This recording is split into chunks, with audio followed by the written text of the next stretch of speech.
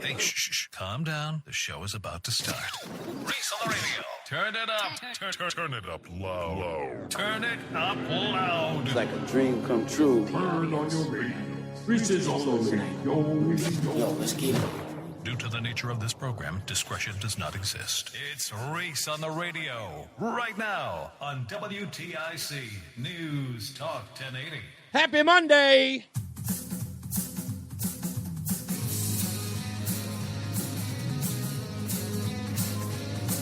Holla.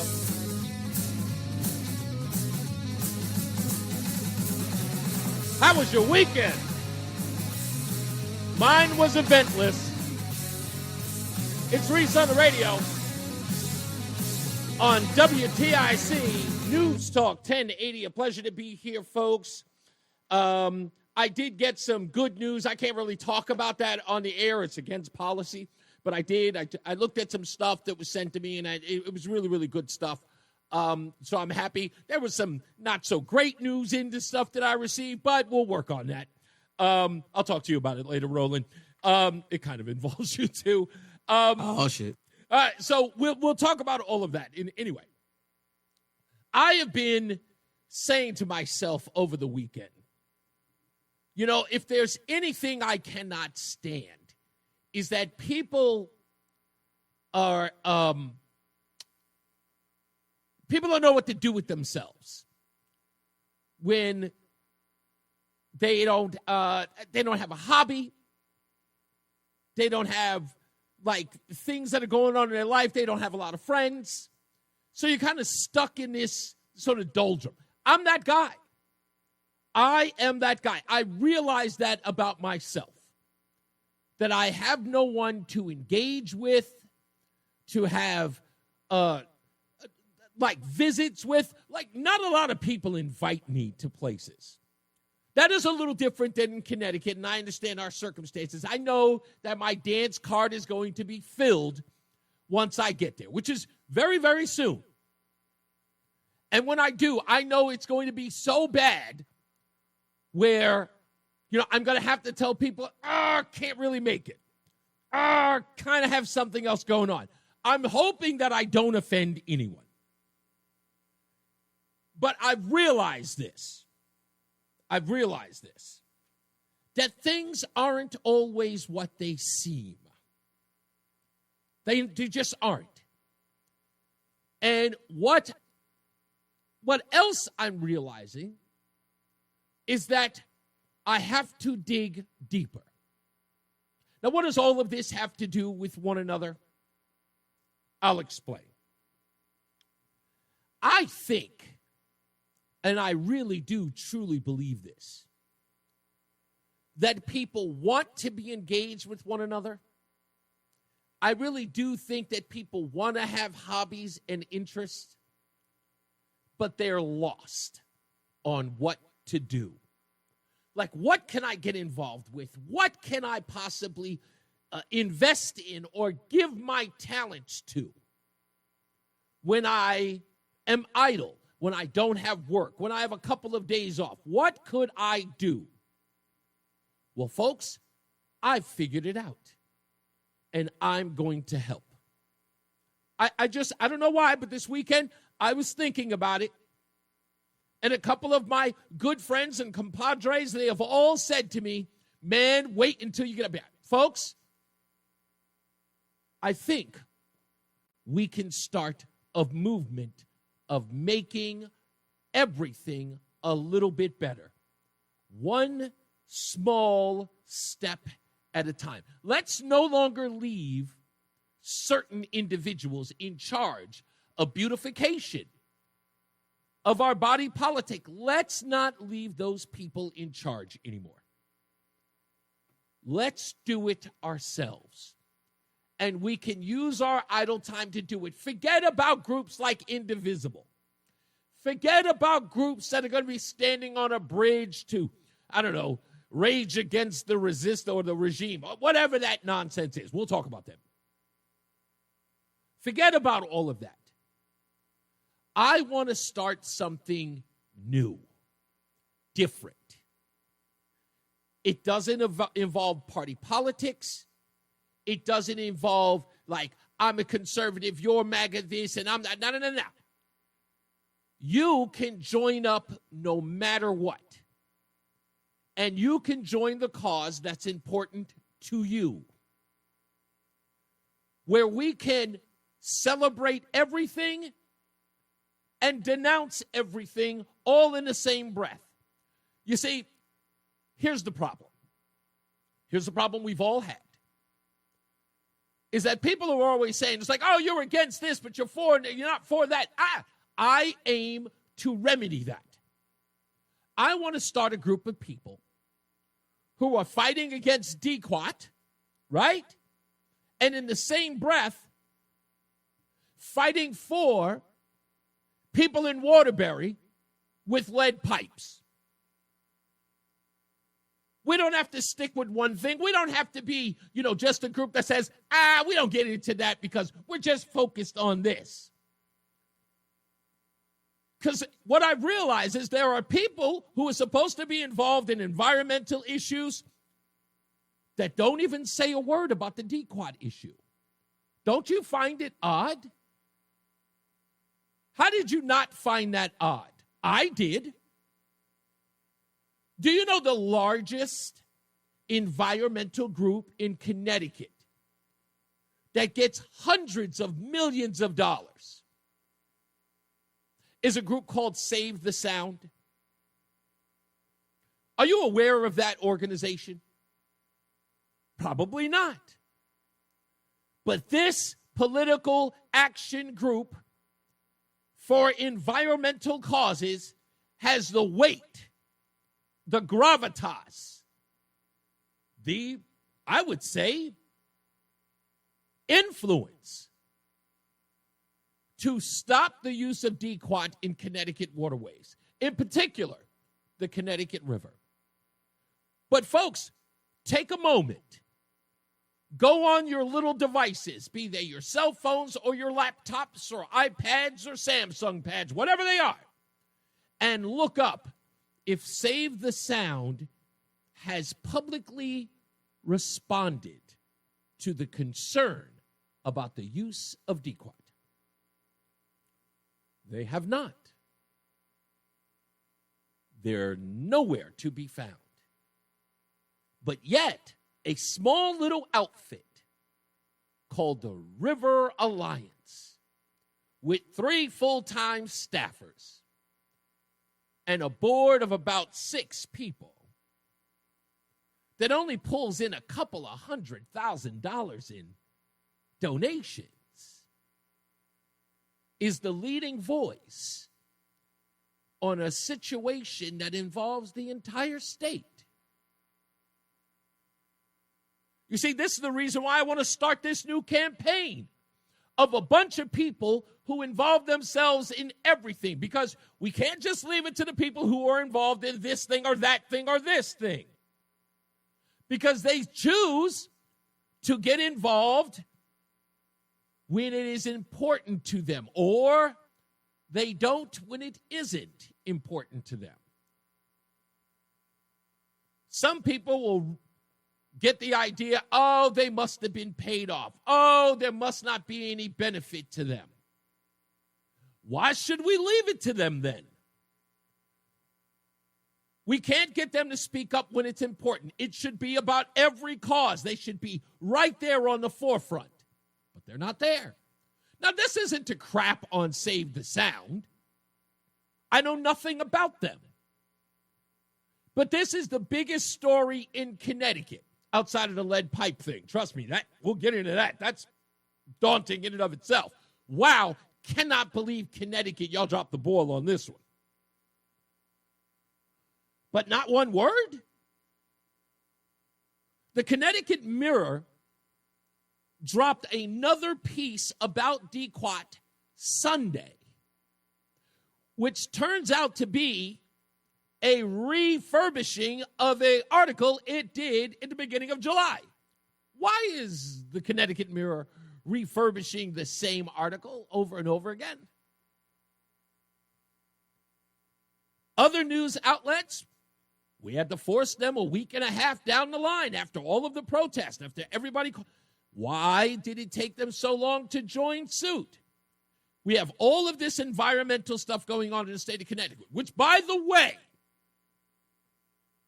if I remember correctly, just 2022 and 2023, we had the governor of this great state screaming and hollering about our carbon footprint, about how we needed to be eco-friendly, how we needed to make an EV, electric vehicle mandate for the folks who live in the state.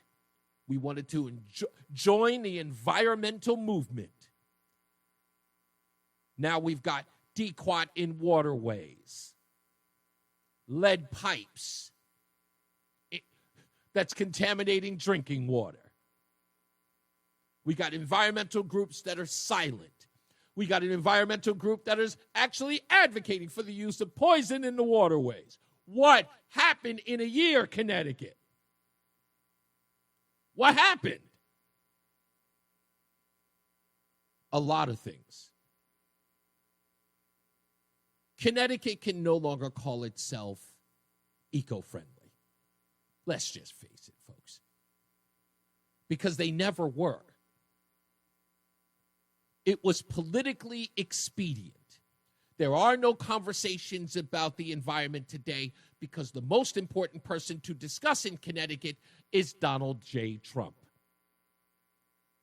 All of the moral nonsense that they preached to us when their guy was in power, it was always about you and what you needed to adhere to. Now, nobody's even paying attention to it. And guess what happens? When they have all this stuff to focus on, they can sneak in these crazy stories you're learning about the state that you live in. You're reading articles in newspapers where one newspaper article inside that paper says that your waterways are poisonous because of a runoff, sewage. And then another article in the same paper is advocating for the use of DQAT in the waterways. It's like the right hand doesn't know what the left hand is doing. And if you're confused, it's not your fault, folks, because I don't know if it's by design or it's just reckless behavior. This is the reason why you can't leave it to others anymore. I'm sorry. These folks have become government involved. Dare I say, government corrupt. Everybody's getting a kickback. Everybody's got a financial hold on some of the positions that they have. That means they're without merit. That's the reason why all of us need to be involved.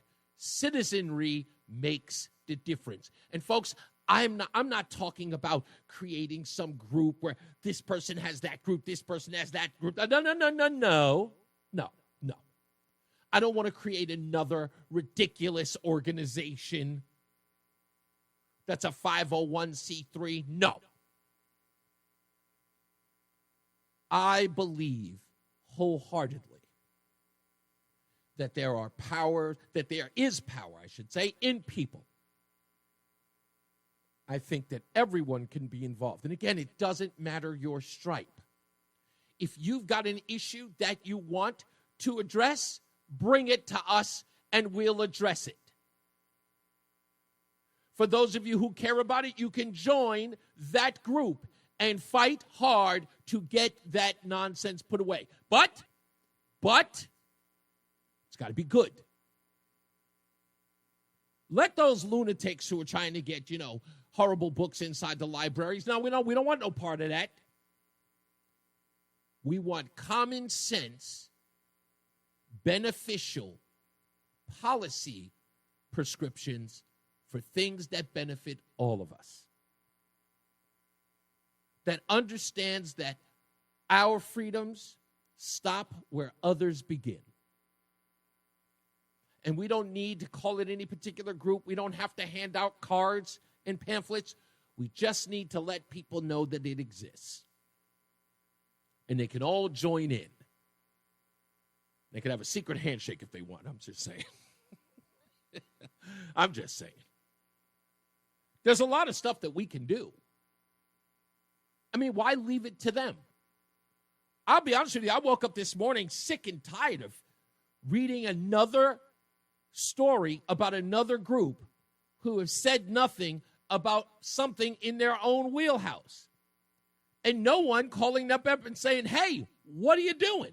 Not even the news media going to those groups and saying, hey, we'd love to get a quote from you. Hey, what's your stance on this? I thought you're here to protect the waterways. Why nothing? You're the largest environmental group in the state. What's up? Who's not calling out these organizations? I believe that we should, and I think we have the power to. I think I should compile a list. That's what I should do. We compile a list and say, hey, this organization, why are they not speaking up? This is their thing. This is the stuff that made them who they are. We should get a quote from them. Make them release a press release. Say what they're doing about it. And if nothing, say they have no involvement, but get them on the record. You are owed that, by the way. In case you don't know, you are owed that. These organizations are allowed to just spring up, collect millions of dollars, and just operate. And remember, they say they're doing this on your behalf, but yet don't answer to you. Well, let's change that. Let's create the organization that demands answers from those who have taken it upon themselves to speak for us, just like our elected officials. You prop up some organization. Let's take Black Lives Matter, 860, and NAACP. These folks are running around on your behalf. Well, let's make them accountable. Let's say, hey, where are you? Because, look, I've done this before. I've seen it before. How many times have we had the discussion on this very show about why Black Lives Matter or the NAACP or the Urban League or whomever it might be, La Raza, whatever? How come they never talk up on this, that, and the third? Well, let's just stop asking questions to ourselves. Let's ask them. Let's hold them to account, and let's pressure them into responding. Inundate them. Hey, this is happening in this community. Why aren't you speaking up? We demand answers. We demand you come at us with a response. We want a press release. We want something. Hell, hold a press conference. We demand it. I'm done complaining. That's all I'm saying to you folks. I'm done complaining. Aren't you? We already know we can get answers.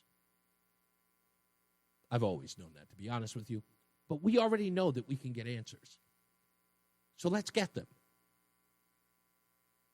I want to talk a little bit more about this organization, Save the Sound. I'll give you some numbers. You'll understand why I'm kind of picking on them, but just want some accountability. Stick around. It's Monday, folks. Got a whole bunch of stuff to get to. Stand by. It's Reese on the radio on WTIC NewsTalk 1080. I'm Tom O'Hanlon, and you're listening to Reese on the radio on WTIC NewsTalk 1080. Oh, man, I love it, Tom. My wife is crazy about that when she heard it on Friday. And thank you, Tom, for that. We're back. As Tom said, Reese on the radio. Matty O says, I don't think Reese would ever get into politics. I think he has more power where he's at. I don't know about power, but yeah, politics not my bag. You know what it is? If I can say something on that front, and I would tell you that, and I mention him enough, but Mark in West Hartford explains why I could never get into politics. Because if I ever had to compromise my principles because of the importance of legislation or whatever it was, I know I would be called out on that, and I would always feel icky if I had to do that. That's the part of the, they always tell you, politics is about compromise. I got to give it to guys like Massey and Ryan, who rarely go against their principles to vote for something. And again, they get a crap load of hate behind it. But that's, again, where my problem lies, is that I don't ever want to be caught in that sort of greater good position. Politics is about that, and I understand. And we don't always get what we want, but there is a compromise in that politics. It just is. And I know some people who just refuse the acceptance of going along to get along, and I get them too, right? I guess it's even me as a commentator or a pundit. I get both sides of it. I get the fact that you may have to compromise your principles to get legislation passed, and I understand people who are angry at those who do it. And I just play across that line. I totally understand that. And so people just, it's a difficult place for me to be, and I just refuse to be there. I'm on the website for Save the Sound, which, if you're interested in it, it's savethesound.org. And I'm going over their press releases. And we've been talking about this now for a month, DQuad. So I'm just going to go over their July press releases. July 15th, Save the Sound commends City Council's decisive vote to halt Bally's casino bid. July 16th, Westchester County Save the Sound reach agreement to end decade-long Clean Water Act lawsuit. July 24th, Save the Sound testifies in proposed sale of Aquarion Water Company. June 30th, even, Governor Lamont selects Marissa Gillett as Pure chairperson. So that happened before the conversation about DQuat, and Save the Sound, no press release. None. Why not? It is the premier environmentalist group in Connecticut. So they need to be called, they need to be contacted, and they need to give a statement. Now, I've read a couple of places so far that Save the Sound, without any links to an actual statement, supports the, let's just say, careful use of DQuat.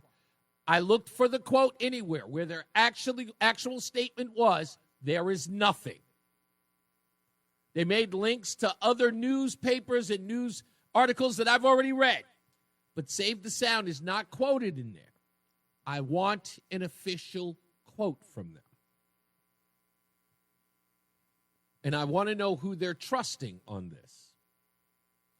Because I would imagine a premier environmentalist group has its own scientists that they rely on.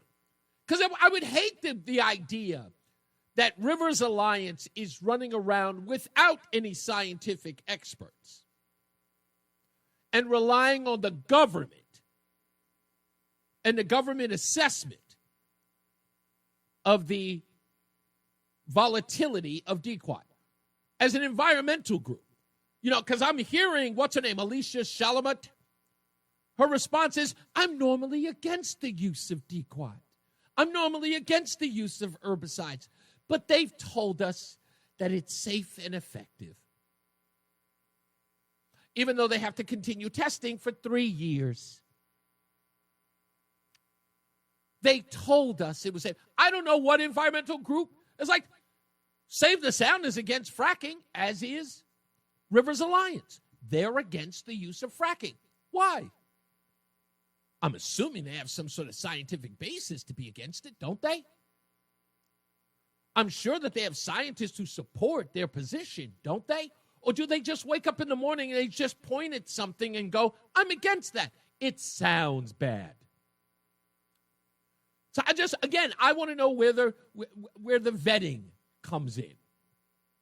And I want a statement from them, and I want a statement from them this week. And I'm going to get it. Whether they want to give it or not. Not because they owe it to me, it's because they owe it to you. And I want to know who's the source of said statement. Who have you reviewed? What have you reviewed? Who are the scientists on your staff? You can't just stand for something without giving us some sort of, representation as to why you support it. So we're going to get to it.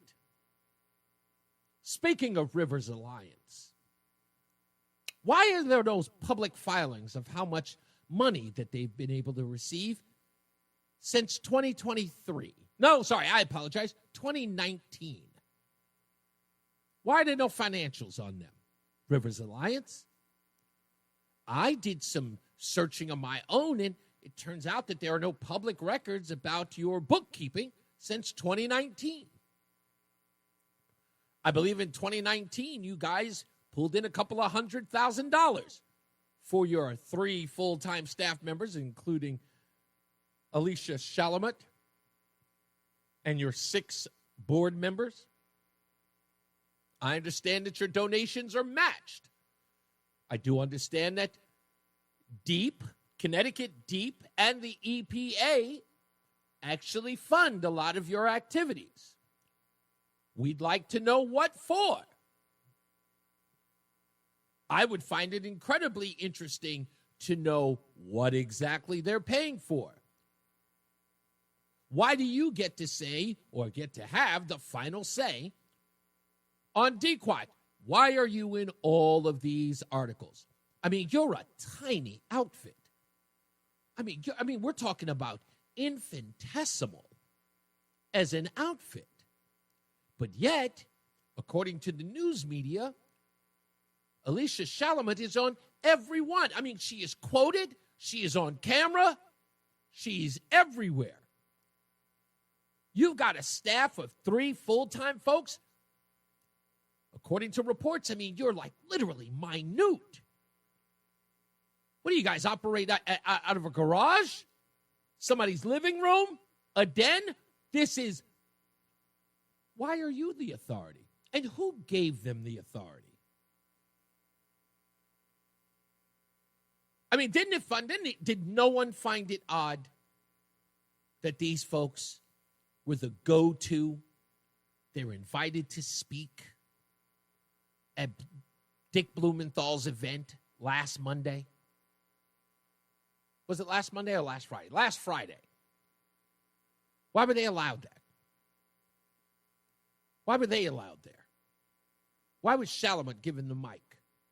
I mean, she's literally a drop in the bucket. I mean, a drop in the bucket as far as their power, their leadership. A couple of people know about them, but do they really have the final word? Why? I think it's worth asking. Maybe somebody will tell us. Let's go to my good friend Fred Middletown. How are you, sir? Fred? That's okay. He probably stepped away from the phone. But that's all I'm trying to figure out. You got one company, huge, $100 million. Another company, a couple thousand. But yet, everywhere you look, and I'm sure you have, folks, Rivers Alliance is everywhere. And I just don't see it. That's like your local chapter of the Boys and Girls Club. Speaking for the entire state. Sounds weird. All right, let's get Fred back. How are you, Fred? Hey, sorry about that. That's okay. I shut my phone off reaching for it. Just a couple real quick comments. So, one, politics, I believe, defines as the art of compromise. That's right. So, yeah, that's not the field you want to toil in. And you wouldn't want to hold office other than maybe some dinky little thing that you could do in a few hours a week, which it's hard to even find that. Even these tiny little local things that can be a huge time lean. But what you might want to do is run for office, dude, because you get this platform, and it's understood. It's a thing people abuse. Like, I don't know if you know Clifford Wallace Thornton. He ran for governor. Yeah. Right. Dude got like 1% of the vote, but he got a ton of attention, you know? That's, I do know that. If there's anything, if you want to raise your profile, that is the way to go. I also think that that's Chris Murphy's tactic, by the way. But yeah, no, you should run. You should run, dude. I swear, I ran for office around here, and people still remember it. I ran for common council, and they remember it as running for mayor. People still say, "Hey, I voted for you." Yeah. And yeah, your thing is you're like a shock troop. You're like a suicide mic dropper. Yeah, you kick the door down, man. You catch the first top. That you're crazy. You don't care. Yeah. I know. So you're priceless where you are, man. Thank you, sir. Much appreciated. Thank you, Fred. Let me take a break.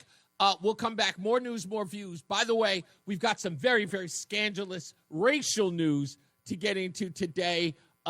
There is a new community that's starting, that's planning on expanding, and apparently there's a problem with good genes. We'll talk about it. Stick around. It's Reese on the radio on WTIC News Talk 1080. Listen to WTIC News Talk 1080 on the free Odyssey app. Download and like WTIC today for alerts on special programming. We're back, Reese on the radio, and this is insane that up to 8,000 lead service lines could still be supplying Connecticut residents and other properties with water. And I don't know, like, who missed this? This is like, I remember in the 80s when we found out about that. I mean, not the 80s, the 90s, when we found out about this going on. And I remember the uproar in the early 2000s when people were like, yeah, we gotta fix this. Why is this so late? How could this possibly be the case? And I'm telling you, the outrage about it just baffles me, because as I've seen online, people are going, what's going on, Connecticut? This environmental record really looks bad. Not protecting the drinking water in the state, anywhere, even if it's just Waterbury, is a bad look for a state that's supposed to be on the cutting edge of clean air and clean water. I mean, are they only talking about, just like removing industrialism from the state, putting up wind farms, solar panels? Is it that kind of deal? Because, look, I got to look at all of this. I look at it today, folks. How do you not look at it and go, what happened? We went from all of that, all of the stuff that we listened to in the last, 2-3 years about can't have nuclear, got to have wind, got to have solar, got to have EVs. Then all of a sudden, abandoned. Completely abandoned. Now we find out lead pipes, poison in the waters. Like, what? How did we turn into Detroit? Like, what's going on? It's like all of this is being exposed, but no one is saying anything. Statements by public officials, nothing. What did Nick write? Let me read what Nick wrote here. He says, it's 100% true. There's a huge job down by the Connecticut shoreline to remove lead water pipes. It's 2025, Nick. It's 2025. How late can you be on lead water pipes, man? It makes Connecticut look like a 20th century state. That we're just getting around to that? You know what? Donald agreed. Even the Republicans are silent. Because it's embarrassing. Focusing on a lot of, again, the environmental nonsense was crazy. And now they've abandoned it. And when I say abandoned it, the abandonment makes no sense. It's going in a completely different direction. Nobody cares about the sewage. No one cares about poison. No conversations about wind farms or solar. Nothing. You got environmental groups who are silent. We got small little outfits talking about, we're okay with it. What happened? And I think deep down, what we're realizing here, I think from the bottom of my heart, what we're realizing is that it was all jokes. It was all phony. Not one of these people believed a damn thing they were saying for years. Not one of them. All of them frauds. At the end of the day, it's all about the almighty dollar, sadly. Sadly.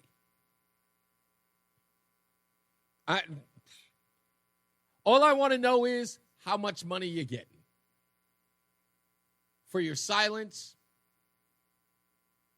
for you to acquiesce, I just want to know.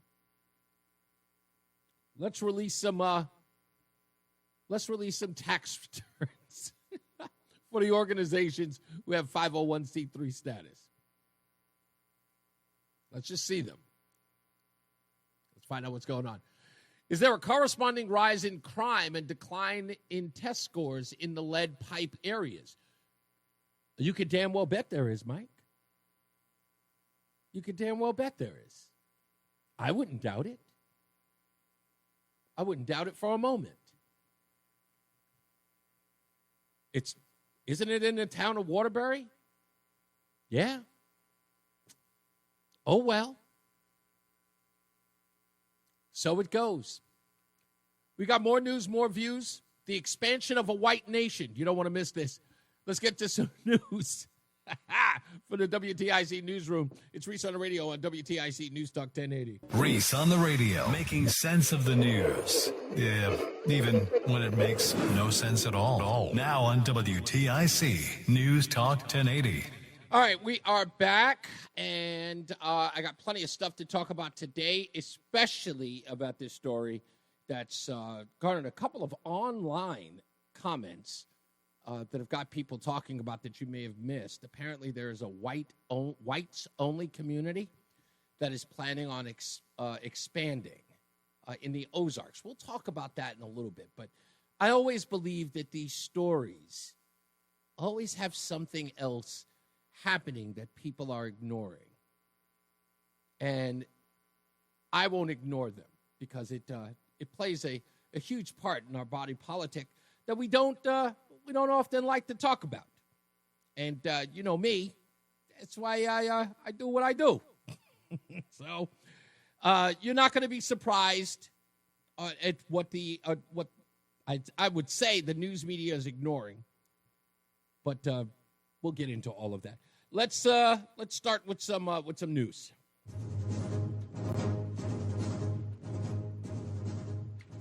In our headlines today, a Stephen Colbert protest in New York City was wildly reported to take place, but quickly was ignored by the news media when it materialized.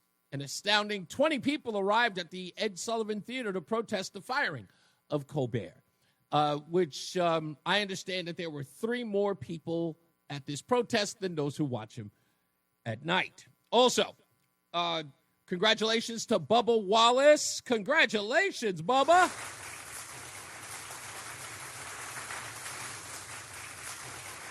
Bubba Wallace made history for becoming the first black NASCAR driver to not accuse the rest of the world of racism. I'm sorry. No, he's already done that. Well, you didn't do it this year. Anyway, he's the first black driver to win a major race at the Indianapolis Motor Speedway, securing the Brickyard 400 title. Democrats like Cullen Allred of Texas and Eric Swalwell of California have now posted videos of them pumping iron to appear tough. This is not working. They're running out of ideas. And this, of course, in the backdrop of the Democrat Party's image that's been eroding to its lowest point in more than 3 decades, according to a new Wall Street Journal poll, with voters seeing Republicans as better at handling most issues that decide elections.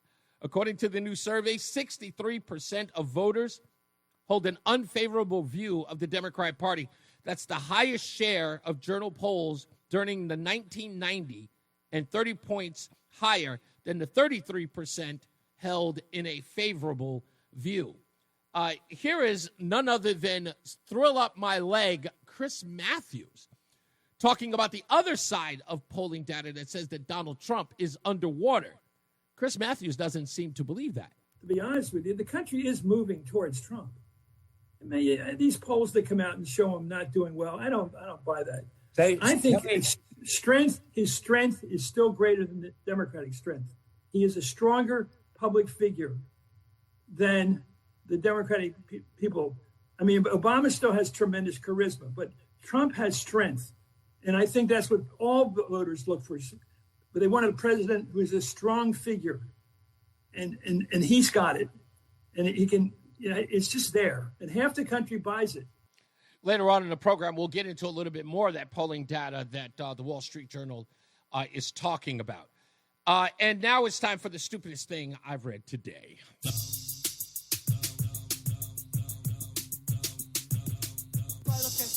Yes, you do. Stupid as can be. This could very well be the stupidest person on the face of the earth. The American Eagle Jean Company is under fire for featuring Sydney Sweeny with the tagline, "Sydney Sweeny has good genes," which has been associated with eugenics, according to some online protesters. Many people are saying that because Sydney Sweeny is a blonde, blue-eyed woman, showing her in a pair of jeans that says that Sydney Sweeny has good genes is somewhat associated with eugenics. And I mean, when I say this has caused cover story backlash, I mean, it's for me, it's just crazy that this is an issue because I couldn't imagine somebody like Sydney Sweeny promoting eugenics. I don't know what her politics are, but if I'm certain, I'm positive that usually these protesters always associated themselves with eugenics. Why would they have a problem? I mean, their patron saint of killing babies, Margaret Sanger, who started Planned Parenthood, is a person who supports eugenics. If I remember correctly, this was a woman who started Planned Parenthood to get rid of undesirable black and brown babies and influence black pastors to get their parishioners, black and brown, in the pews to abort their babies for the simple fact of keeping America white. Didn't she? I mean, who are these people who have a problem with eugenics? She is a pillar of the leftists. She gives out a white eugenics award, Margaret Sanger does, to every person who advocates for the dismissal, removal, hell, killing of their babies. Hillary Clinton, Martin Luther King Jr., to name a few. Eugenics? Who are these people fooling? You know what's so dumb about that? What's that? The lady is beautiful, right? Gorgeous. So, in fact, she does have good genes. It just doesn't. She has good genes. Is this? And she has genes. It's a metaphor. It's a play on words. That's all it is. Goodness gracious, man. I know, but it's, again, the fact that this is turning into, and I'll tell you exactly where this is stemming from. it's the left is so upset about the losses they took at Target and at Bud Light for aligning themselves with woke folks. The Dylan Mulvaney of Bud Light and the transgender swimwear at Target. And Target allowing, transgenders to go into women's bathrooms. They took an L on that. Those businesses lost so much money. Target lost $10 billion in a week behind that bathing suit thing. I'm trying to see who was in the boardroom. Yeah. And said this is a good idea. Exactly. And to lose that $10 billion, Bud Light is still hemorrhaging money because of a decision to align itself with just a small little campaign with Dylan Mulvaney. It's still, and another part was, this, as I always bring up, when it is conservative backlash, right, or backlash against a conservative company or a conservative value in business, it fails miserably. And this is exactly what's going to happen with American Eagle. So think about this, folks. American Eagle gets backlash from the left, who doesn't buy jeans from American Eagle. They wouldn't. The name alone is an affront to who they are. They would never purchase anything from this company. They would never waste their minuscule dollars because they don't have a disposable income to boot. They would never buy these jeans at all. So the left starts making an online campaign to admonish American Eagle. They did the same thing with Chick-fil-A. They found out that the CEO was a traditional marriage guy, and they tried to hold the entire Chick-fil-A franchise accountable, tried to rally against it. We're going to have sit-ins and gay-ins and whatever they were calling it. So they're going to show up at the counter, and they were going to make out at every Chick-fil-A across the country. The news media ate it up, ran to every Chick-fil-A they could find. But when they got there, lines were around the corner to actually patronize the Chick-fil-A's everywhere. And what was seen?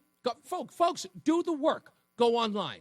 Local NBC, CBS, and ABCs were seen minutes after arriving, leaving. Some people taunted the news media and says, hey, guys, where you going? The place has got a line around the corner. Are you leaving because it backfired? And they wouldn't say anything. Now, when the news media, again, is supposed to cover the news, what they should have covered was gay alliances and gay groups came to protest Chick-fil-A, but folks showed their support for the business by lining up lines and waiting hours to buy Chick-fil-A. That would have been a great story, but it was against the agenda. Same thing's going to happen here with American Eagle.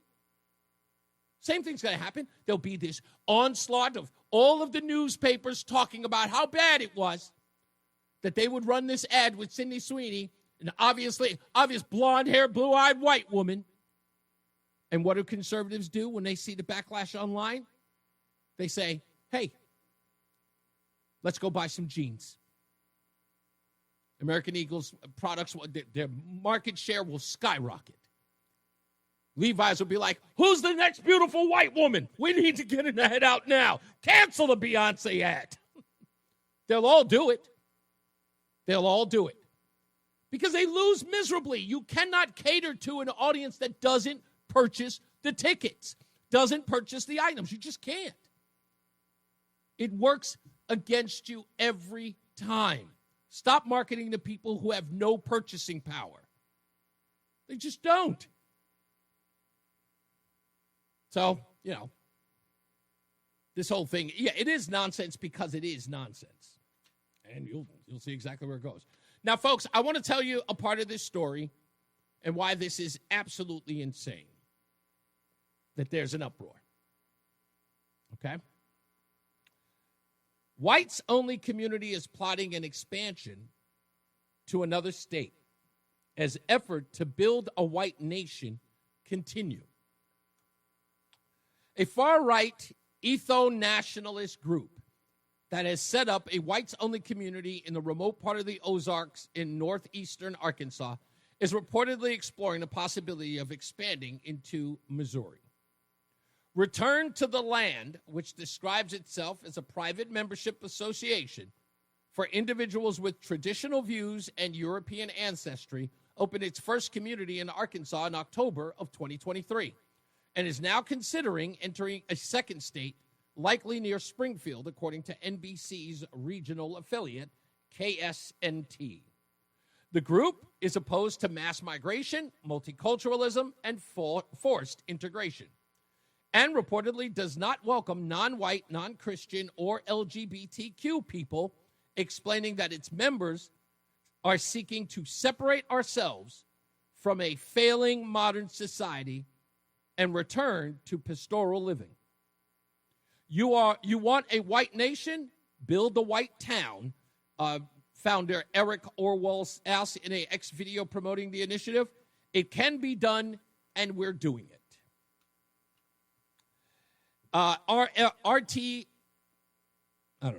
RTTL's flagship community spans approximately 150 acres of land, is home to 40 inhabitants, and features its own cabins, roads, wells, and community center, and a schoolhouse. It is followed by a second site nearby that opened in January of this year, with the group listing a further Ozark sites as upcoming and aspirations to move into the Appalachian Mountains on its website. Now, people are already screaming and hollering, look at them whites building their own communities to get away from blacks. It's a white supremacist town. Okay.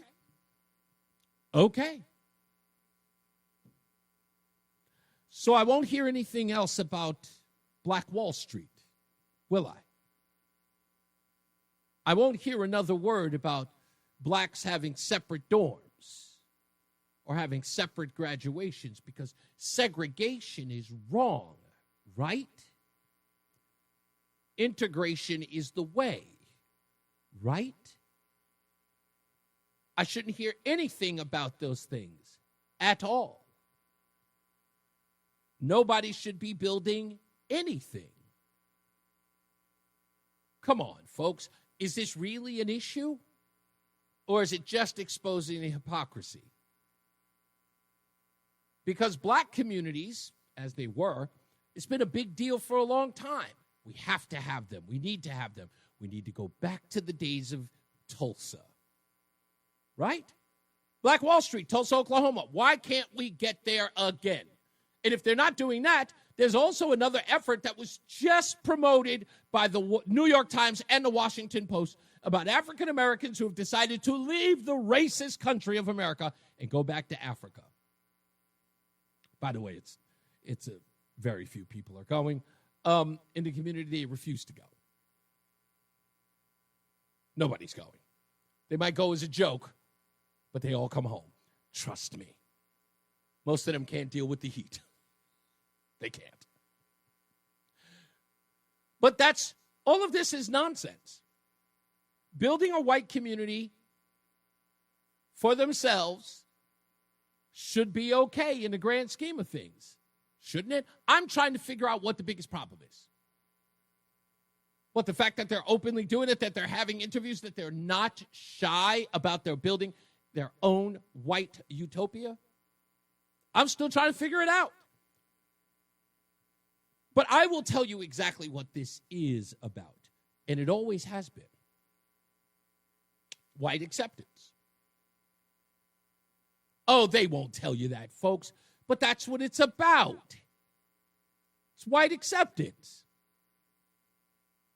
The fact that whites would divvy up some land to themselves and live in their communities, take care of themselves, and blacks be excluded, why wouldn't they be upset? They are excluded, which means what? What's the opposite of exclusion? Acceptance. I can't believe that they would build a town where they want to be by themselves. You want to be accepted in there? I think we should be. Why? What do you need them for? That's simple. Yeah, I watched this video a long time ago. Not too long ago.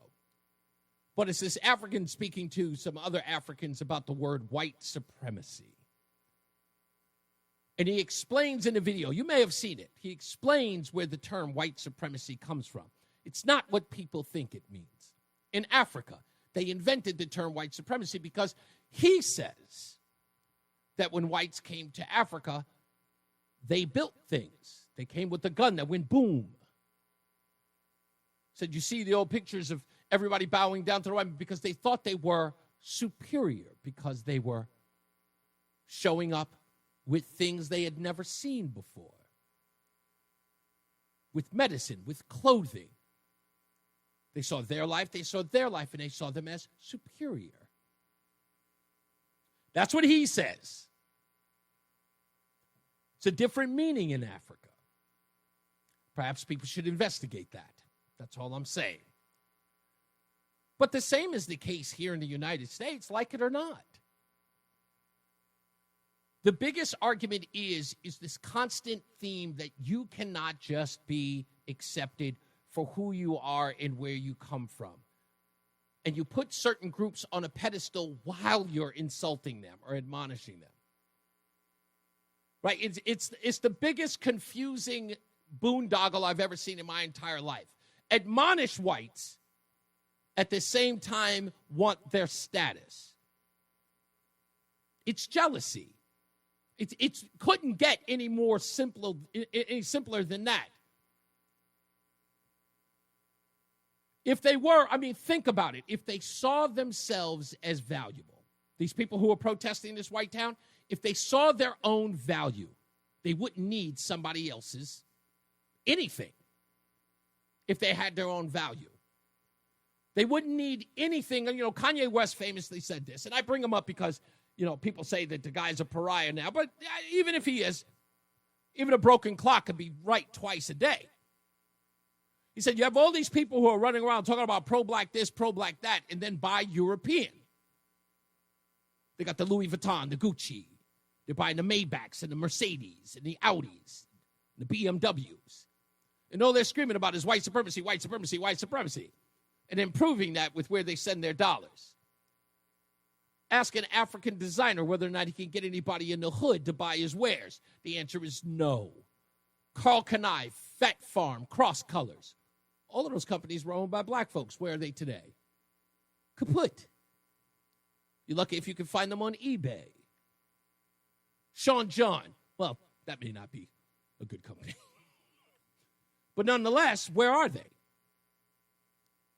They're nowhere to be found. They don't even support their own. Why? They seem to be fighting for what? For white acceptance. You're not a fly, brother in the hood, unless you're wearing everything that black folks don't own or make. Damn, even Jordans are half his. Let's just tell the truth, folks. Let's just tell the truth. You don't have to like it. Let's just tell the truth. Maybe if you just stop building these communities, they'll stop building these communities. But as far as I'm concerned, hats off to them. Not going to tell me that I'm supposed to be a pariah. I'm supposed to be some sort of evildoer and then not expect me to go off and build my own? Y'all are bugging. Let's take a break. We'll come back. More news, more views. We got traffic and weather coming up soon. It's Reese on the radio on WTIC News Talk 1080. Hey, it's Joe D'Ambrosio giving a salute to the broadcaster at 100. We're back, Reese on the radio. And I was thinking about this during the commercials, about this whole, white segregated place in the Ozarks. Craig in the car, thank you for your commentary on Facebook. He wrote something that was so good. I didn't even think about it. Isn't Chinatown racist then? Just isn't it? It is. I can think of Chinatown in New York, Chinatown in Boston, Flushing, Queens. By the way, if you've ever been there, I got to tell you this quick story. I did this to Jamie Montgomery. He was supposed to meet me there for a party at Flushing, Queens, the last stop on the 7 train. And in Flushing, he had never been there before. We're both Queens boys, but he had never gotten off the train there. And I told him, okay, when you get off the train, make sure you go all the way to the last portion. You're going to walk forward when you get off the train. Walk all the way to the front, go off the last staircase. And when you come upstairs, you're going to be right on the main strip. When you get up there, stand in front of the Chinese restaurant. When Jamie walks upstairs and gets outside, and Flushing, and every place is a Chinese restaurant. Everything's in Chinese letters, for those of you who know the town. And he calls me up screaming on the phone. He goes, everything is Chinese here. Yet nobody would ever say that that was racist, right? Go to any one of their businesses. You don't find any minorities working in there. When I say minorities other than Chinese, no. And you wouldn't know anyway. They could probably have Koreans or Vietnamese working there. You wouldn't be able to know because, again, it's hard to discern. That's without a doubt. Right? You would just walk in there and you would just think everybody, they were all Asian. Let's just say that. But you wouldn't bat an eye. You would never complain about black folks not working in or living in a Chinese neighborhood. You just wouldn't, which totally exposes the nonsense. It's just the same reason why the LGBTQ community goes after the Catholic Church and not the Muslim mosque. Right? Because some bigotry is acceptable. Catholic Church, not allowed. Muslim mosque, hedge. All the way hedge. That's all it is. So you can scream and holler about this, but you know what the deal is. And it's all about extortion. At the end of the day, it's always extortion. What can you get out of it? Think about the opportunity. I'm going to take an opportunity here. Starbucks, been around forever, right? One of the biggest coffee franchises in the country, right? Remember the Philadelphia issue with the two young black men who refused to leave, wanted to use the bathroom but didn't purchase anything at the Starbucks, were asked to leave, created a whole controversy because the police had to be called and asked them to leave, which ended up having Starbucks change its policy where it unlocked all of its doors only to change them after all the homeless people started using it and drugging up in there. Then they fired one of its regional managers only for her to sue and actually win in court that she had been, sort of used as a scapegoat for that stupidity. Remember all of that? What an opportunity for the African-American community. Shaquille O'Neal, Michael Jordan, any other billionaire in the black community, open up, their own version of Starbucks. They could have done it. Hey, Starbucks doesn't want us in there. Let's just, no. Why? They use those poor kids as an extortion tactic. Make Starbucks bend to our will. That's all it is. That's all it ever is. These folks aren't serious about this nonsense. Al Sharpton, when the cartoon came out in the New York Post about the stimulus package by Barack Obama, it was at the same time that the gorilla or ape, whatever it was, chimpanzee attacked the woman in Connecticut. Remember that? New York Post put an article. What did Al Sharpton do? He held protests outside of the New York Post every day, all day, until they brought him upstairs. New York Post brought him upstairs, and what did they do? They said, Al, what can we do to get these people to leave? Hey, cut a check. And sure enough, they did. It's all extortion. They don't care about that. Be as racist as you want, but have your checkbook ready. This is faux outrage. It always is. It's an opportunity to take money or to get money. But never once did any one of these individuals decide, instead of being angry at the whites-only neighborhood, just create their black-only neighborhood. No. Why? There's nothing in it. There's no leverage. There's no political leverage. There's no moral leverage. There's no financial leverage at all. That's all it is. Those, by the way, if you ever want to understand how these people operate, those are your three pillars right there. Moral, political, financial. It's how Al Sharpton does his business. It's the template. It's the Al Sharpton rule. How can I bully you? Morally, politically, or financially?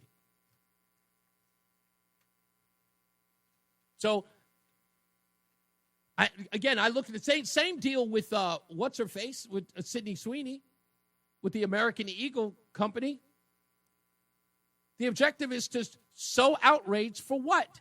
To extort American Eagle into an apology. To then do an ad with some overweight black woman named Lizzo and then do the same ad saying that Lizzo has good genes. No one's going to believe that, but whatever. That's if they buckle, that's exactly what you're going to see. Mark my words. But no one would have actually gained from it other than Lizzo. And for them, those who were protesting, they would have gotten they'd gotten exactly the extortion they wanted. Acquiescence.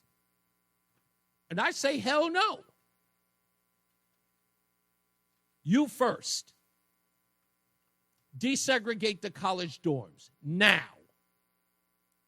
Desegregate the graduations now. I don't want to hear another thing about a black safe space. End it. You want to end this nonsense? Now, you first. NDEI, now. Knock it off. Everybody's equal? Get to it. But no, they're doubling down.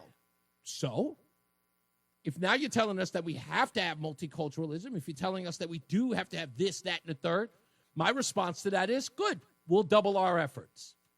Good luck on them. Hey, listen, if you got a white community out there that's all white, God bless you. I don't care. You want to know why? Because I'm not begging to get in. I don't see what you have as something that I need to get. I'm not dying for you to open the door. It's not a nightclub. I don't want to be down. That's the problem with these folks. They always want to be down. They feel excluded. You know, something that hurts their heart. They don't want us. So what? That's life. Not everybody wants you. It's just a fabric of life. Not everyone's you're not going to be everybody's cup of tea. As my wife likes to say, they don't all have good taste. But this constant whining about, like, they don't want to let us in. They're being segregated. Let them. Matty O is not agreeing with me on this one. How you doing, sir? Hello, Mr. Hopkins. Well, now you kind of brought me back down a level or two, my friend, because, like, I thought you were saying there's nothing wrong with it. There's no problem with segregation. And I'm thinking, like, no, segregation in any form is bad. I don't care if it's, all black colleges or all white communities. It's bad. But now I see the angle you're coming from. So you brought me down about 5 levels. I don't normally call you when I agree with you because I agree with you all the time, most of the time. So I'd be calling all the time. I only call when I disagree with you. And, but you kind of brought me down. Yeah. Well, listen, what I'm saying is that under certain circumstances, segregation has to work, but only for the betterment of what I would consider an endangered group. Hear me out, right? If you have a particular group of people that are in the threat of sort of dissipating or disappearing, right? You have to stay within that because you're concerned with your numbers, right? This particular group is trying to expand its lineage. So they're focusing on it. Now, a lot of people can look at that and just go, well, that seems racist. But in that case, I would respond to them by going, well, we don't have Romans anymore, do we? Okay. Let me push back a little bit. No, goodness, I want it. You're talking about like something like Chinatown right. or, Italian. But the difference is when I just went to Chicago a few months back, I stayed in Chinatown. They didn't say, get out, you're white. It was... You were only visiting. It was, yes, I'm only... it was Chinatown, and it was, geared toward Asian Americans, but it's not like I wasn't welcome there because I was white. Right. That's the difference. Like, if you're saying whites only community or black only community or this only community, you're basically saying you're not welcome here if you don't look like us. And well, okay. Well, let's take that and let's take that on, right? Let's take that on. Did you hear about this story in Cincinnati that happened over the weekend? I don't think so. Okay, so there's a huge story that very few in the news media are covering. Let me read it out to you. And I know there's some people online who are in the chat room who know about this. Police say that they're investigating a large fight that occurred on 4th Street on Friday night. Video circulating on social media depicts a man being punched by multiple people and falling to the ground where he is repeatedly kicked. A woman is also seen being attacked and knocked to the ground. Authorities say that they were working to gather more information about the incident. Now, the story gives you no context, but watch the video. And the man and the woman are white, and the people who are punching them and kicking them and knocking them to the ground unconscious are black. These are white folks who are attacked by blacks, and yet it is covered by no one. In fact, Fox News finally covered it today. It happened on Friday, and no one's covering it. So now when I see that, that is a group of people who are saying that you, as a white person, are not welcomed here. Now, if those two individuals, after that beatdown, had decided to join these folks in the Ozark to live there so that they could never be accosted like that again, what would you say to them? I would say to them, if a black person walked into our community, we treated them like that, it's the same fucking thing. Oh, I'm sorry. Sorry. That's all right. Sorry. I got it. It's the same thing. But no, I think we'll delete it. I'm so sorry, dude. That's all right. It's okay. I think you're obviously passionate about it. I appreciate you. Let me take a break anyway. It's that time. Thank you, Matt. Some people just get passionate. We'll get to some more news and more views when we return. Stand by. It's Reese on the radio on WTIC NewsTalk 1080. It's Reese on the radio. Ask your doctor if common sense is right for you. On News Talk 1080 WTIC. Yeah, I was asked in the chat room is the black mob, why did they attack this white couple?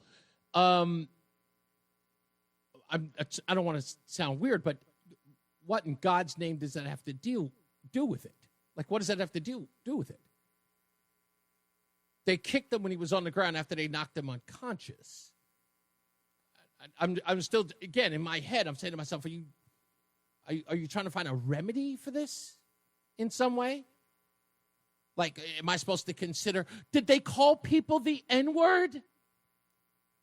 Because then I can understand why they would knock them out and then have a bunch of people kick them and almost kill them in the street. That makes sense. Is that are you trying to rationalize it? Because don't get me wrong, I've heard that ridiculous response before. I've heard that 1,000 times before. So you just gonna have to ask yourself a question and go, what warrants a man and a woman, hell, a woman, being beaten unconscious on the floor, on the ground? What warrant it? Huh? Yeah, exactly. A mob of people. Folks never make sense to me. Anyway, let's go to my man, Rudy. What's going on, sir? Hey, I tried to call Friday, but you were like interviewing someone. Oh, yeah. Might have been your wife. What's going on? Oh, no, I did see your call. Yeah, my bad. What's going on? So before I get into this, I wanted to ask you this because you brought up your mom, and I forgot the reference to your mother. But in past references, she called you a two-story house without a staircase. Without stairs, right, yeah, because of my height. Yeah. So I just want to say she's very insightful and intelligent. I don't know how she treated you, what you think of her as a mother. Okay. But the question coming out of the whole thing was your elders conservative, Republican? Like, how did you become a Republican? Oh, yeah, they were. First of all, everybody in my family was a Democrat with the exception of my grandfather, Augusta, who always kept his politics private. So how'd you become a Republican? Third grade teacher. Yeah. All right. It was just a personal question I was curious about. No, he was. I watched a couple of speeches by Ronald Reagan, and the one speech that blew my mind was "Rendezvous with Destiny." It's one he told over and over again. And I asked my third grade teacher, who is always doing quizzes inside the classroom that involve politics and pop culture. I asked him. I said, "Hey, what's this guy Ronald Reagan all about?" And he looked at me and he grabbed me over to the side and he goes, "Who sent you?" Which, again, in the public school system, somebody talking about conservatism was unheard of. And so he asked me, like, why am I asking? And I told him. And then he started talking to me about conservatism and about Republicans. And I was interested. I was hooked ever since. So I got two things, the Cincinnati thing and the overall topic. You know what? Then hold on for me. You know what? Hold on for me, because I'll get to that in a second, because I got to go to a hard break. But I will hold you over. Right. Let's get to weather and traffic. Our first check of weather and traffic with Jason Catarina. And Mark Christopher is back. He's in the BPS Traffic Center. Welcome back, sir. It's Reese on the radio. And don't say we didn't warn you on News Talk 1080 WTIC. We'll get back to Rudy in a second, but I got to do this. Savory, flavory, bagel deli and bakery. Between rounds, between rounds, between rounds. And congratulations to our Between Rounds winner, David B. of Don't Drink the Waterberry. He is our winner of a dozen bagels a month for 6 months, courtesy of Between Rounds, the Bagel Bakery and Sandwich Cafe located in South Windsor, Vernon, and Manchester. That's it. If you want to win, if you'd like an opportunity to win, you got to go to reeseontheradio.com. That's REESE on the radio.com. In order to enter, get all of your name, your info, your telephone number, your birthday. Get that in there in a little fill-out form. Please do not forget those things. You must not live outside of Connecticut, and you must not have won within the last 6 months of today in order to participate, if not win. Again, that's reeseontheradio.com. That's REESE on the radio.com, so you can participate and win Between Rounds, the dozen bagels a month for 6 months. We'll get back to Rudy in a bit.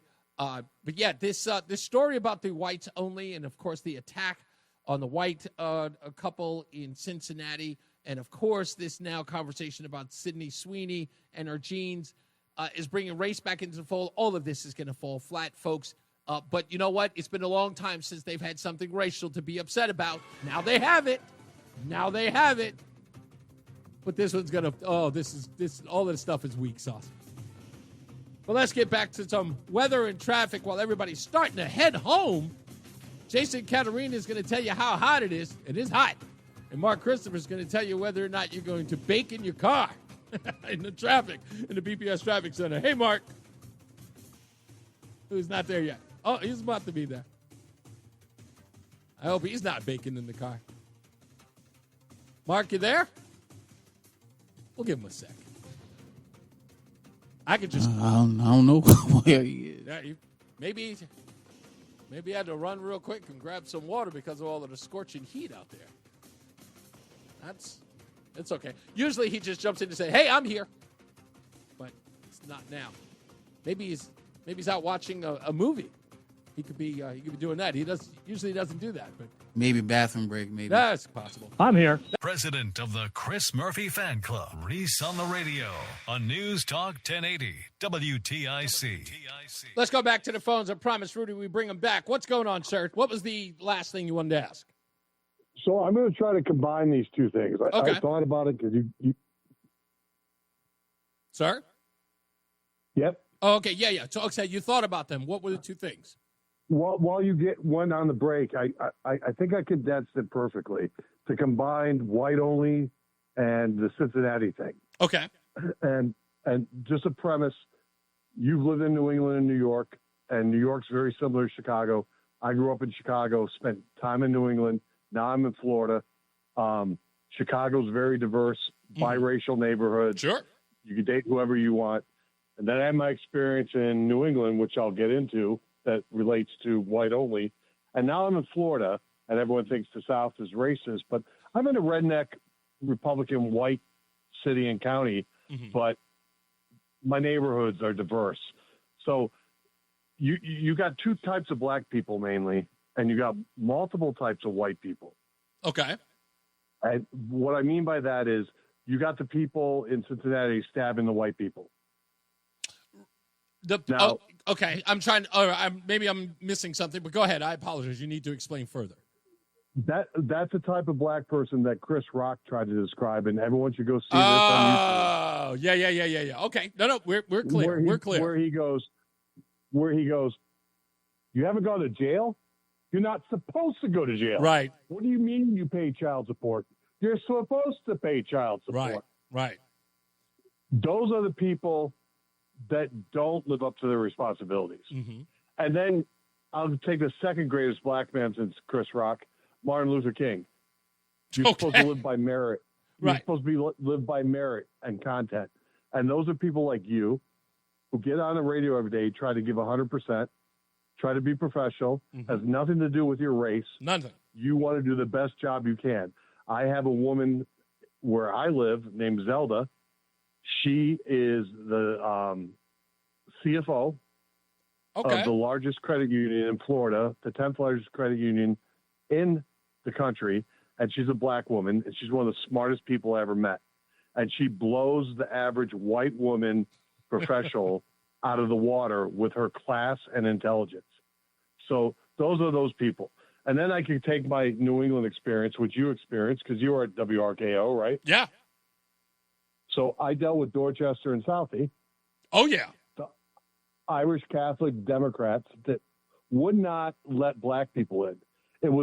That's right. It was never publicly announced that it's an all-white inclusive neighborhood, but it was. The Italians in North End did the same thing. They still do it. Oh yeah, it's still very prominent there. Right, Reese. If you married Beyonce and moved to Simsbury right now, you'd be the black family in the neighborhood. It still exists in New England. It does not exist in the majority of the rest. But wait of the a minute, country. hold on. There's a deeper context that I think you're saying, but not. There's a real deep context. Wait, hold on, because I want to go.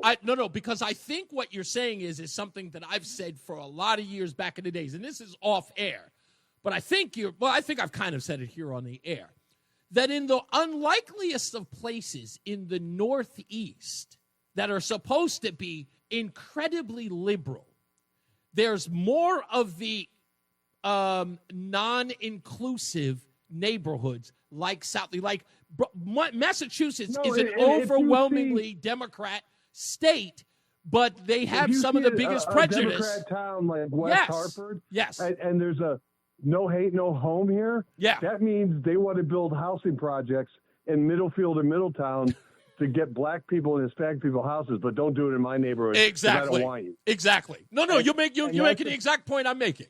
That is why I keep saying that there's like multiple levels of white people with their racism, but it's so predominantly in the Northeast. Yes. With white liberals. Yes. And often Catholics. You know what's crazy? I said that was the first time in my life I had ever experienced. I had been to the South. And then I went to Buffalo, New York in the 1990s. No, late 80s, early 90s. And I was going, I've never been treated like this in the South that everyone told me I was supposed to be fearful of. Mississippi, Alabama. I get to Buffalo, New York, and people have actually had said some of the most offensive things about my race that I couldn't even imagine. And I'm going, wait a minute, this is New York. Reese, so the last two things, like, you in the Northeast? Yeah. You have a white wife, right? No, my wife's Mexican, but I've been married, often white. your son's mother's white, right? Yes. So you have a biracial son, your ex-wife is white. In Boston, you would be homeless because the blacks don't want you because you're Carlton, and the whites don't want you because you're Uncle Tom, right? Because they're all racist Democrats. In the South, nobody would care where I live. Oh, it's over. I couldn't Chicago, believe it when I went care. to Memphis. I went to Memphis, and I had seen a concentration of what do you call it? Of mixed interracial relationships in Memphis in 1996 that I couldn't even find or was frowned upon in the Northeast. It was incredible to me. Polk County, Florida sits 32 miles from downtown Tampa and 48 miles from Disneyland. It votes 68% Republican. It's about 68% white. Wow. What do you think we see more often? A black woman with a white husband or a white woman with a black husband? Probably the latter. No, we see more black women with white husbands. Oh, really? Oh, wow. About 4 to 1. Damn. Okay, It's incredible, but you know what? There's such a strong black middle class in Central Florida. Very true. I'm not saying this exists in Miami or Jacksonville. Sure. But when you get out to like the middle class areas, the population is 18% black here. And if you get out of the urban inner cities, the black population that's 18% is like college educated, professional, like Zelda that I talked about. Yeah. It's interesting. It's a different world. Yeah. And the neighborhoods aren't segregated. I mean, I lived in Middlefield, Connecticut. I remember I ran the census numbers in 2018. Mm-hmm. There was like 5 black people, 3 Asian people, and 2 Hispanics in a town of 2,500 people. Like, I mean, that's what Connecticut is. Well, actually, the numbers have changed dramatically in the last 20 years. There was a poll. There was some data that just came out recently where those numbers. Now, if you were to look at them, you wouldn't even recognize some of these towns. We're talking about numbers. The bottom line is a silent white inclusiveness. Yes, and it's mainly in the Northeast, in New York, New England, New Jersey. You're 100% right. Thank you, Rudy. Let me grab some others here. Thanks, boss. Let's go to Aaron and Goshen real quick. Hey, Aaron. Hey, so I'll just piggyback on that a little bit. He kind of was making some points that I was going to make. Okay. Yeah, I like to call him the closet racist of New England. There's plenty of them. It's like, oh, not in my neighborhood. Prime example. And I will say this: Democrats are the most racist people on the face of the planet. Way more. Like they call Republicans racist. Not even close. Democrats put themselves on a pedestal and look down on the African American community as being unable to do normal tasks that they can do easily. Like, oh, they can't get an ID to vote. That's racism because they're not smart enough. Let's help them out. Let's do this to equalize the playing field because they're not equal to us. It's the most disgusting thing ever, and they get away with it. Where when you're a Republican, you're like, all right, you want to be equal? You're equal. There you go. Well, you have to remember that you have to remember that the preface of all of that, Aaron, is the compassion, right? The compassion shields the bigotry. That's exactly how it works. It's sort of was like, like putting your right hand in front of your left hand, and the right hand that you're showing shows compassion while your bigotry sits in the background. Because all you're saying to yourself is like, look, I'm not saying that you're less than us. I'm just saying that you don't have the same opportunities as us. That's why you need the help. And then when you hear it, it's like, yeah, we need help. And then you keep repeating that mantra over and over again. After a while, people start becoming very sycophantic to that ideal. I've talked to more people in my lifetime who are black who have repeated the same nonsense that's promoted by this. It was like, well, we don't have that many opportunities. I was like, who told you that? I'm going, well, you don't. I'm like, how do you know those things? And they would go, well, that's just commonplace. And I'm like, no, it's not commonplace. That's what you were led to believe. You were indoctrinated to believe that you are in this position. And I try to but you can't push back on it, because if you push back on it, you are less compassionate. And that's the overarching theme to all of that you're talking about. Is that having a difference of opinion in that mantra means you are not compassionate to their woes. And go against them, and then see what happens. Yeah, indeed. Exactly. If you get off the reservation, if you get off the plantation and start thinking for yourself, then see how they treat you. Oh, exactly. Then they don't even know how to handle it. I've never heard. The other thing I would say too. Go ahead. I'm sorry. The overwhelming issue with, I would say, Black America in our country right now is that we have a cultural disconnect. Yes. Essentially, we're running fatherless households and promoting that. We promote music that's all about shoot 'em up, sleep with as many women as you can, deal as many drugs as you can, make the money while you can, and that's promoted, and that's put on a pedestal. Yeah, well, because everything else is being a square. Creating this criminal mentality. Yeah, well, that's because you have to think about it on this side, Aaron. It's like everything else counter to that is being a square. I've made this argument over and over again. It's like, it's incredible that you cannot give away the idea of education to a community without it being smeared as trying to be white, right? A matter of speech, right? I've got more people who tell me that my syntax is against what my skin color is, which then makes me abnormal and a square, right? So in essence, to ingratiate myself in the crowd, I have to either sound ignorant or have no grasp of the English language, which makes no sense to me when you're saying to me that in order to be, I guess, authentic in the black community, I have to diminish myself to its base, or it's absolute minuscule levels, and it fathers me, but it is. That's been designed since the 70s. Like that's been commonplace. Exactly. Since the war on poverty started, that's been the design to keep people oppressed and keep them in that mentality where they're a victim. That victimhood mentality keeps them where they're at. Yeah, exactly. Once people figure that out, like you have, you can then step away from it and you can win. Oh yeah, and you know what happens? Learn how to win. You don't have control. And I always say that's a key part of this, Aaron. And thank you for the call, man. I appreciate you. A key part of all of this is what I just said about the envy, right? So if you step out of that mindset, you're a sellout, right? And if you stay in that mindset, then you're authentic. Because it's not for you to step away and do for yourself. It's not for you to step away and actually do something that is productive in your own life, get an education or get a career or join some particular, whatever the case may be. That's not acceptable. But to sit and wallow in that constant victimhood, to sit and wallow in that constant, we're always put down, or we're always going to be poor, or we're always going to be left behind, and the constant theme of screaming at those who do have and being a have-not to scream at the haves, that is what's considered authentic. Doing for yourself, on the other hand, that's a sellout mentality. I've told people this, and I've told people in the black community over and over again, and I know they listen to this program, is that this idea that it's noble to be poor, noble to be uneducated, noble or authentic to be a victim is only going to do you what it does for you today, constant frustration. And if you think that you're going to get me to join your side by, the ridicule and all that, it's not, save it. I'm not jealous of anybody. I'm not jealous of what anybody else has. I only care about what I have. And I want more. We got to take a break. We'll come back. More news, more views. And I got to announce a guest who's going to be on the program tomorrow, another African-American Republican who's running in the 5th District.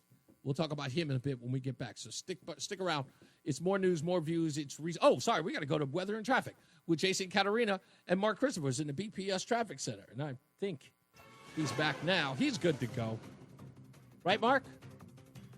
That's correct, Reese. Thank you very much. Stay locked in. Reese on the radio is on WTIC News Talk 1080.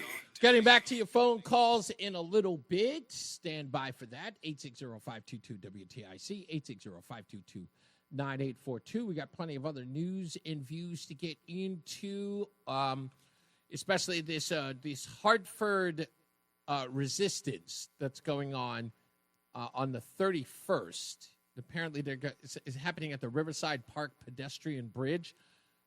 Folks, be careful at these things.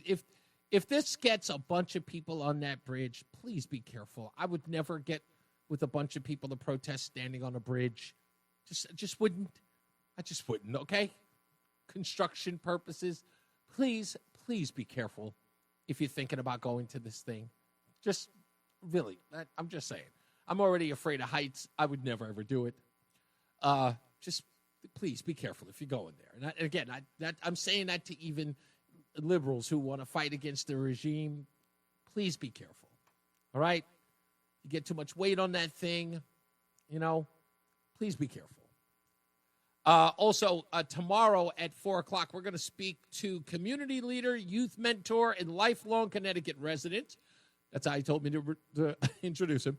Jonathan DeBarros is going to be on the program. He's running to represent the 5th District against Joanna Hayes. So if you want to check that out, please do. We're going to see if we can talk to him for about an hour tomorrow about what he's doing. He just came back from the White House not too long ago. We'll talk about his visit there as well. So he's going to be joining us. A lot of people were telling me, he's like, yo, you need to get this guy on. So I reached out as soon as I got word. and we talked for a little bit, so he'll be on the program tomorrow. We'll all get to know him and see if we can help this guy out. So, again, that is Jonathan DeBarros. He's going to be on the program tomorrow at 4 o'clock. Also coming up, there is this article about, it's the Wall Street Journal poll numbers.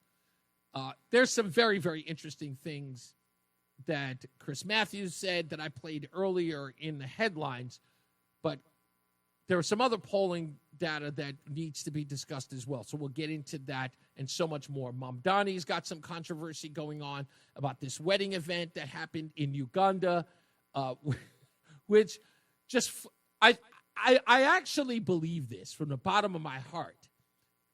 It may be the momentum is starting to shift against Mamdani.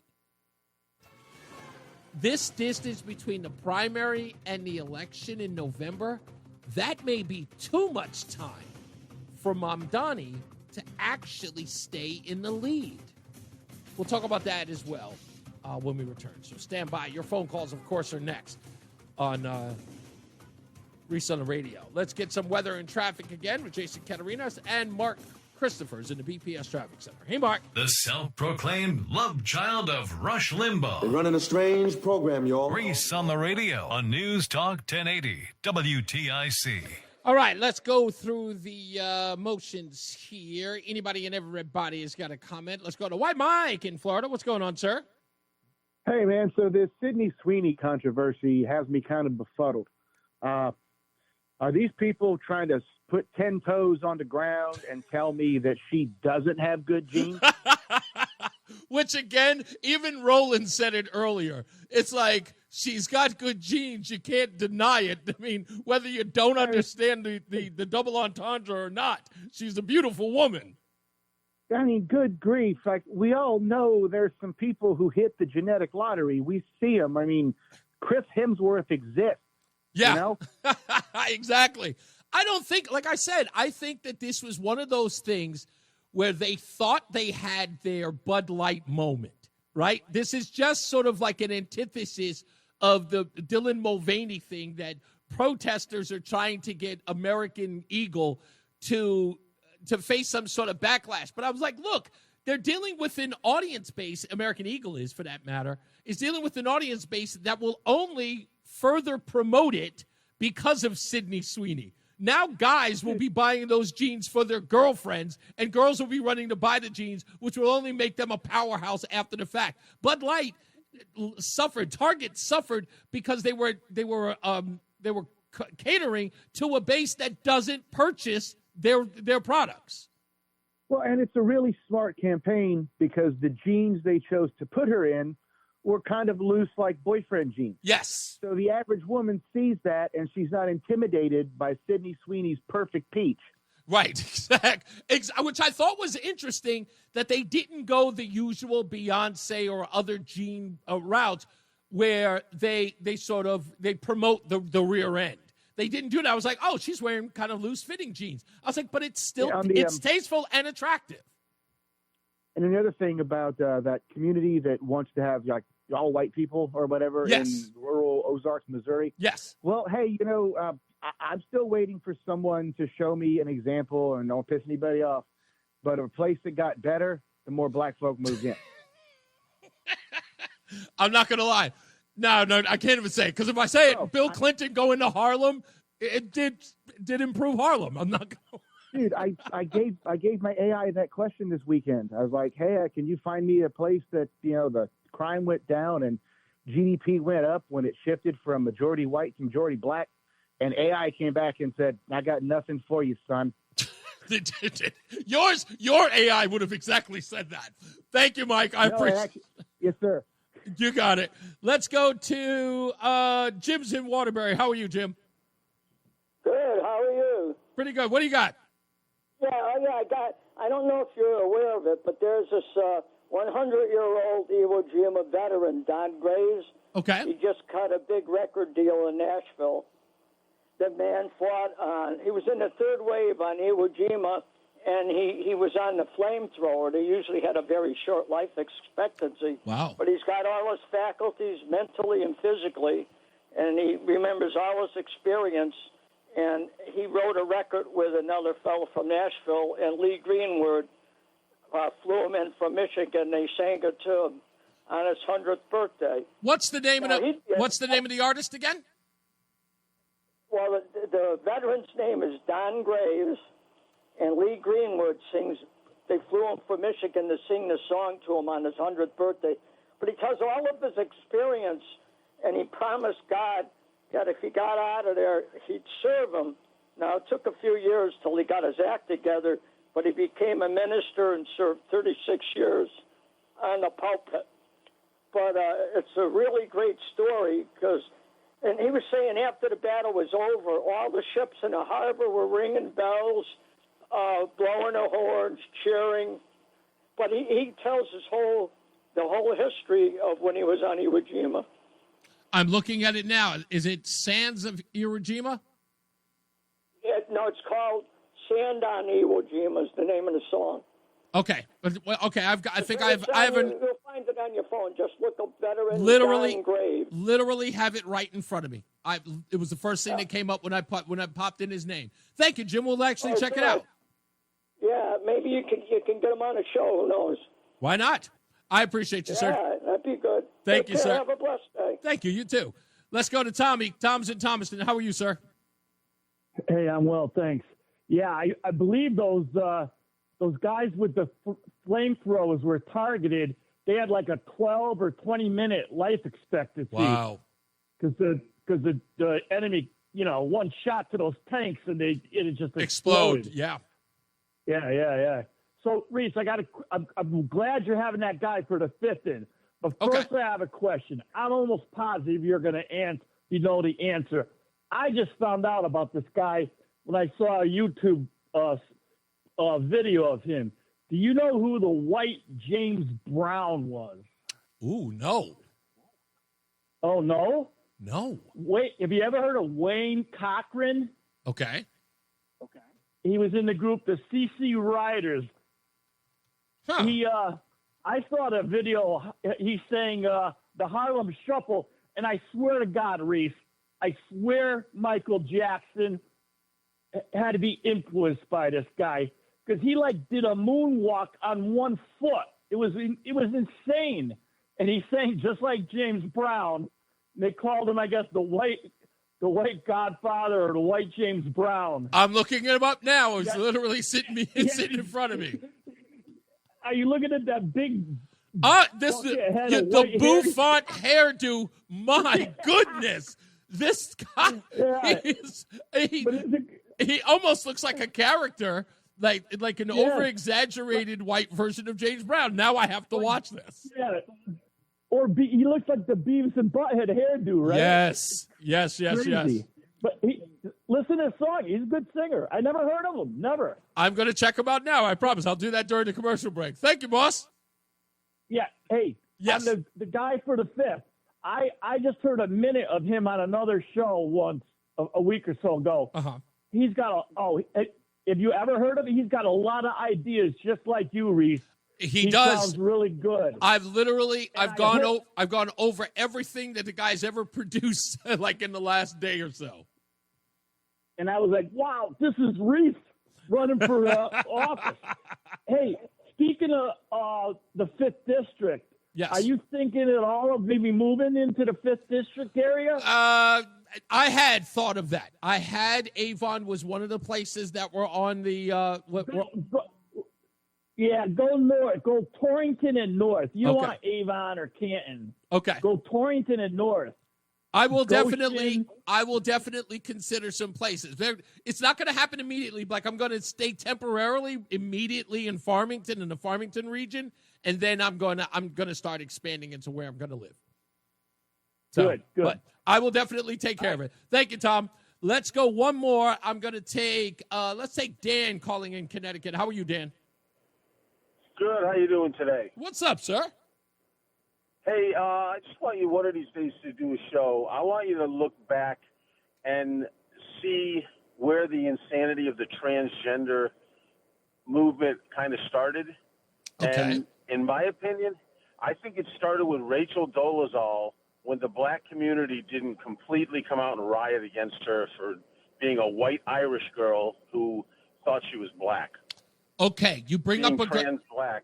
You bring up a very, very good point in our history. It kept going where the trans everything community from that, I think that was the nexus of she was trans black and nobody went crazy. Let me explain to you why you're pulling the right thread on this thing. That I would always say that was what we call the test launch of being trans anything. And what was really, really crazy about it was this idea that the reason why Rachel Dolezal could not be admonished, because she started to, you may bring a very good point. When it was revealed that Rachel Dolezal was indeed white, there were some outlets like Ebony and, what was the other? Essence magazine. These black magazines were actually doing negative articles about her. But then something switched. And someone started suggesting that Rachel Dolezal's, let's say, want to need to be identified as black was a positive thing. And then the scrutiny sort of laid off, right? It's sort of like a little bit of it died out.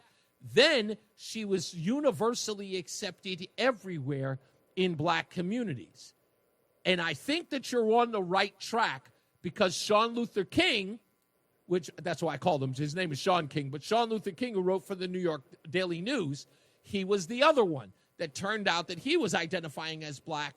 And these were good things that white folks who had grown up white were identifying with African Americans, and this was a net positive for African Americans sort of, screaming their grievance that they had white sympathizers, which goes right back into that's what every movement needs, is the antithesis to show sympathy, and then you protect them, so they get that protection.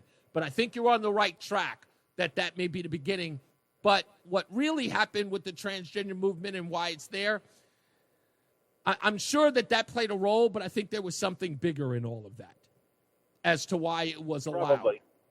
And I'm not sure exactly if it's universally accepted for that reason, but I don't know. I just think that there's a little bit of that, but I think Rachel Dolezal was definitely a nexus. Yeah, and this new promotion, it's in her genes. Yeah, I think that should be taken seriously. It should be right. It's in your genes. Right. That's where you go to the bathroom. You got it. You go there. You got the other. You go there. That's a good point. Genes. That is a great point, right. Dan. It is in your genes, whether you're male or female. It's in your genes. Maybe that's what they're trying to get at. Maybe that's what they're trying. They're trying to push back on. It's a good point. Yeah, because in both sets of your genes, you have XXXY chromosomes. That's right. And you have something put in your genes that says you're male or female. So maybe somebody's doing a subliminal little thing there to try to get people to wake up a little bit. Good point. Thank you, Dan. Much appreciated. Yeah. That is a good day. You got it. That's a really, really good angle. I actually like that angle. Yeah, but like I said, this is one of those things where you never know what you're getting into until you get into it. So you get one guy who goes viral or one girl who goes viral on protesting this thing. And then it gets all the attention that sort of certifies what you believe, right? Everyone's like, yeah, you're right. Absolutely. I'm going to share this with my friends. And then it grows and grows and grows and grows and grows. And the intended audience, they all get it. So then the news media, they look at it and they go, hey, this subject is starting to see a swell. Let's promote it on our outlets. So they start. And then the other side sees it. And then they go, hey, who are they talking about? Sydney Sweeny. I like that girl. Oh, what's this controversy? Oh, they have a problem with it. Okay. That's how the Chick-fil-A thing started. That's how it started. They turned around and said, you know what? We're going to turn this into a protest. And then turned around, people said, protesting Chick-fil-A, I love that place. Nah. And then they counter it. So sometimes things get too big for their britches, and it has to get chopped down. That's why I'm telling you, this Sydney Sweeny thing, it got too big and out of the control of the people who are trying to turn it into something. So it's going to backfire. I doubt this is going to hurt American Eagle. I truly do. I doubt it will ever hurt them. People are going to jump on this like crazy. When we come back, I got to play this audio from Harry Enton. Now, think about this. We're being told that Donald Trump is underwater everywhere and that the midterms are at stake.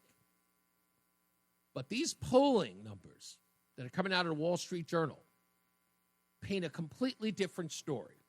And they prompted the likes of Chris Matthews, formerly of NBC, to say this, something he would never say on NBC, Morning Joke, or any one of those programs. He said this on a podcast with Charlie Rose, formerly of CBS News. He got Me Too'd. Here's what he said about Donald Trump. To be honest with you, the country is moving towards Trump. I mean, these polls that come out and show him not doing well, I don't buy that. I think his strength is still greater than the Democratic strength. He is a stronger public figure than the Democratic people. I mean, Obama still has tremendous charisma, but Trump has strength. And I think that's what all voters look for. But they want a president who is a strong figure. And he's got it. And he can, it's just there. And half the country buys it. He's right. That number is growing, and it's going to grow even further. So,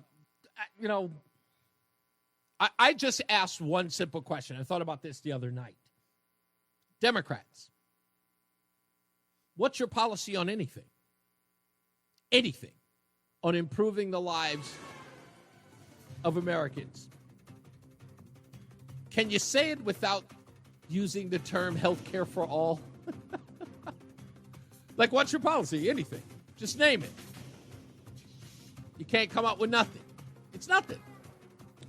Anyway, we'll take a break. More news, more views when we come back, and more of this audio. Let's get to Jason Caterina with weather and Mark Christopher's at the BPS Traffic Center. How we doing, sir? The hour that packs a punch.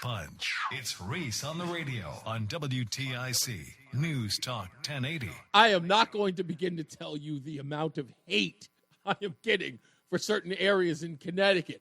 Gosh, you people are ruthless. You're ruthless. I don't know where you are. I haven't even told anybody where I'm trying to move. I'm just renting. I don't know where it's going to be. People are concerned about where I'm going to go. To be honest with you, I would rather not take an apartment. If somebody had like a house that they had for rent, like something small, like person to person I could deal with, that would be perfect because then it'd be quiet. I don't have to deal with a whole bunch of other mess, but that's neither here nor there. We'll talk about that at another time. It's 5 o'clock, and I got to do it, folks. I do it every day at 5. It's Hollywood news, and I've only got about a minute. So yours truly went to go see the new Marvel film, The Fantastic Four. And I got to tell you, folks, it was damn well better than that Superman garbage. Way better. It had some holes and some plot stuff in it, but I will say this for those of you who love the Marvel films like I do. I know all of you don't. I'm just going to say briefly, they did the Galactus character justice. It wasn't hokey or campy or anything like that. It was actually a pretty good job. I didn't walk out of there disappointed. So it's a good film to watch it if you like these movies and you want to go see something. Go maybe watch a matinee. You'll enjoy this about an hour, maybe just under 2 hours. It's worth the watch if you like them. But I'm really, really excited to see what happens next. So I give it, on a scale of 1 to 10, I'm giving it a 7.5. Let's get to Jason Caterina and Mark Christopher, who doesn't even bother to go see films, so this rating means nothing to him. He's in the BPS Traffic Center. You ever watch, I know you've seen the Iron Man movie at least. Nope. No, so you really no interest in the Marvel? You weren't a comic book kid growing up? No. Really? No. You're that guy. I chased the ball. Okay. Basketball, Can I baseball, I'm going to soccer. tell you this real quick. Do you That's know all I that? did. Do you know that I invented Audible? Did you? I invented it. You want to know how? Because I had a friend, Jamie Montgomery, who loved to read comic books, and I was the Okay. only person with money who had a job. So I would All right. buy the comic book, give it to him. He would read the book and then tell me about it. Oh, See? well, even better. That Yeah, saves. see? So Amazon you were Audible. working, you didn't have a lot of free time, so Exactly. So I didn't want to read it, so I give it to him. He'd read it, and then he'd read it to me and tell me what happened. I invented it. this sounds like something Seinfeld would do. doesn't It's it? real. I did. This sounds like an episode of Seinfeld. It totally honestly. Reese on the radio is getting ready to drop some knowledge on WTIC News Talk 1080. Drop it. All right, we are back. Reese on the radio, News Talk 1080 WTIC. I'll get to the phones in a second, but I want to read a couple of comments that are, rolling around here. Stevie V says, well, Reese, perhaps you did invent it. However, did you know that Mayor Fiorello LaGuardia of New York used to read the Sunday comics on the radio? I am aware of that. It's one of the things that I do know about Fiorello LaGuardia in New York. But my response to you is, yes, I knew that about him, but I was the first person to pay for a book to be read to me. So technically, I invented the audiobook. Just saying. I bought the book to have it read to me. That's exactly what happened. In buying the comic book and giving it to James Montgomery for him to recite what was in the book, that's the audiobook right there. That's the entire idea. First to do it, 1985. Just pointing it out. That's all I'm saying. Also,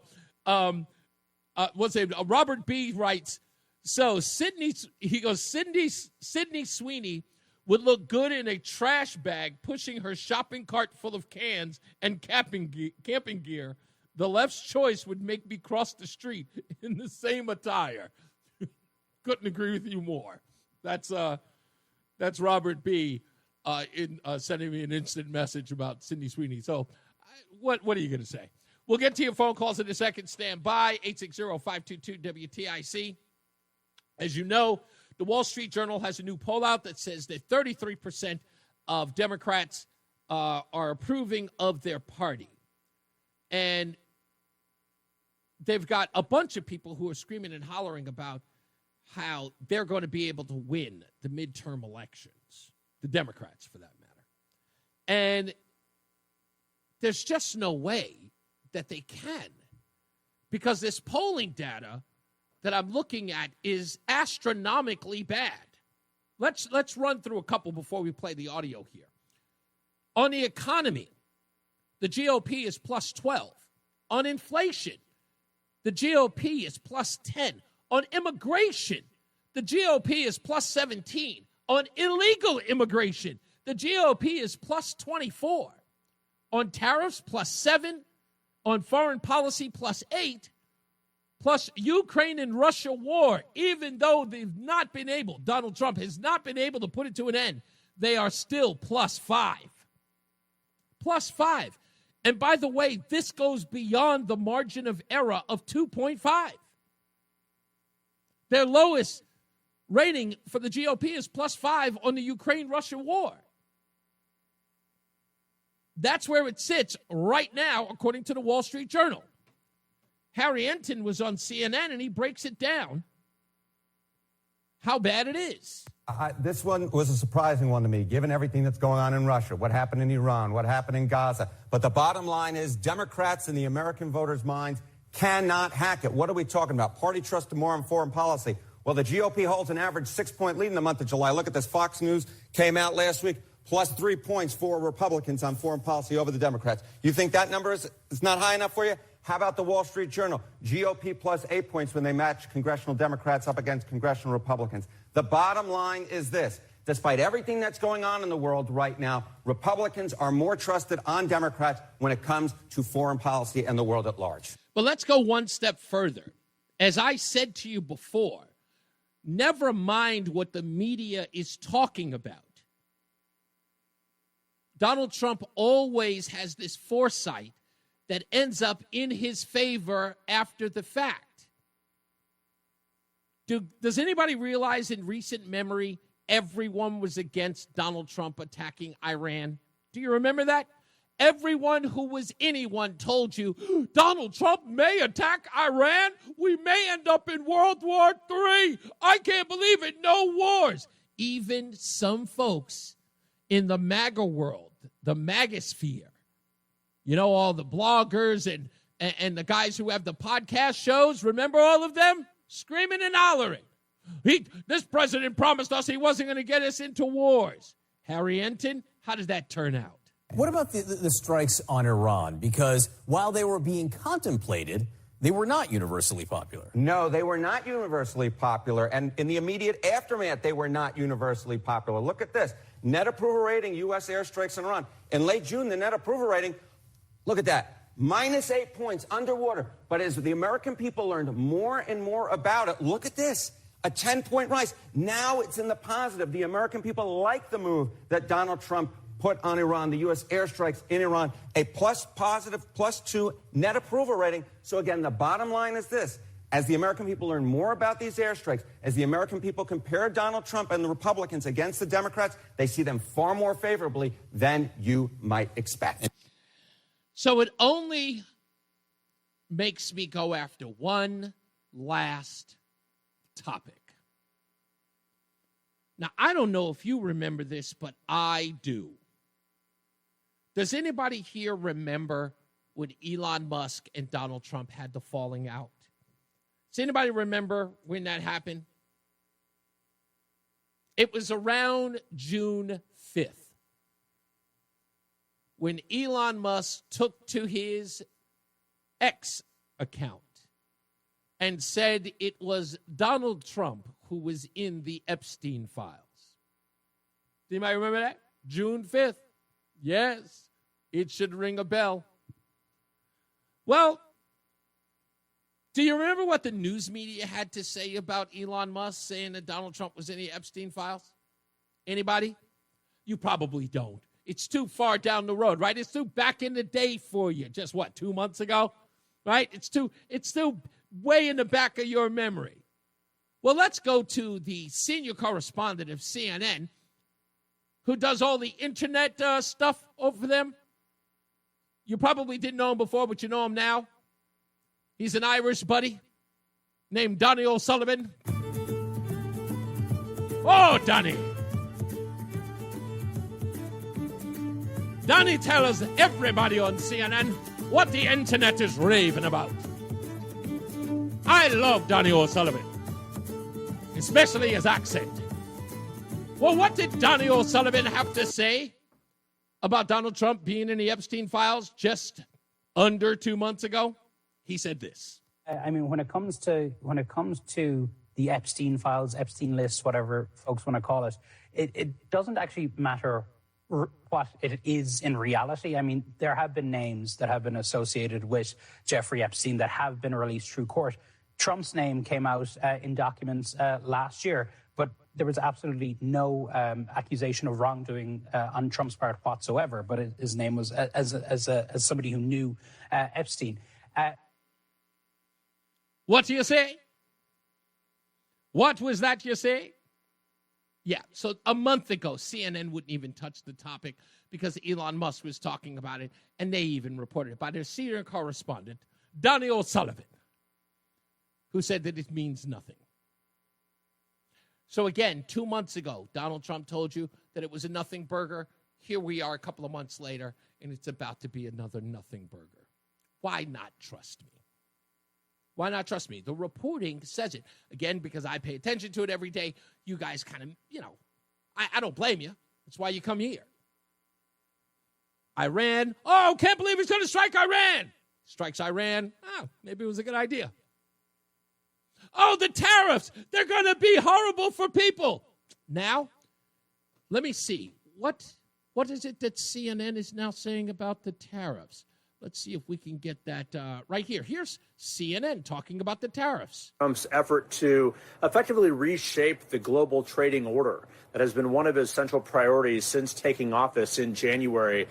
He's been issuing many threats of tariffs, but they clearly have been working in terms of bringing other countries, allies, and adversaries alike, in some cases, to the negotiating table. And the latest example was today here in Scotland when the leader of the European Commission, who, of course, is negotiating for the European Union, she agreed to a 15% across-the-board tariff. Now, that is significantly higher than the 10% tariffs in existence now, but it's much lower than the 30% threat that was coming on Friday and the 50% threat that was made in May. So clearly there has been an instance where the president has been using his threats of higher tariffs as a negotiating tactic, and in this case, it certainly worked. Isabel, the bottom line. Remember? Weren't we talking about that right here? And I told everybody, take a beat. So, again, the selective outrage, the usual outrage by the news media telling you what you're supposed to be outraged about, always ends up to be, and again, no apologies, by the way. There have been no phone calls. My telephone is not run at all. Not one person has texted me, not even Timmy. He hasn't even contacted me. When he was over here screaming about the tariffs, everybody remembers it, right? It's a tariff. It's a tax on people. What happened? Nothing. Not even an apology. Not an acknowledgement of that you don't know what you're talking about. Even CNN. Matt says, okay, Reese, you want your props? You're smarter than me. I'm not, again, it's not about being smarter than anyone. It's recognizing the outrage for what it always is. Remember, these folks, they don't have an opinion. When you watch these folks on news, their opinions are written for them. Their outrage is set up by producers and writers. There's not an honest assessment amongst them. It's someone behind the scenes saying, this is what they're talking about in the Washington Post and the New York Times. Here's what I want you to report on based upon those reports in the Washington Post and the New York Times. This is what we think people should be outraged about or what people might be saying or thinking. They're not thinking at all. They're just repeating the same mantra, what they're told. And when I see it, when I read it, I read the same papers that they do. I read the same language that they do. They literally cross-reference each other in their reporting. They sound like each other. There's no independent assessment.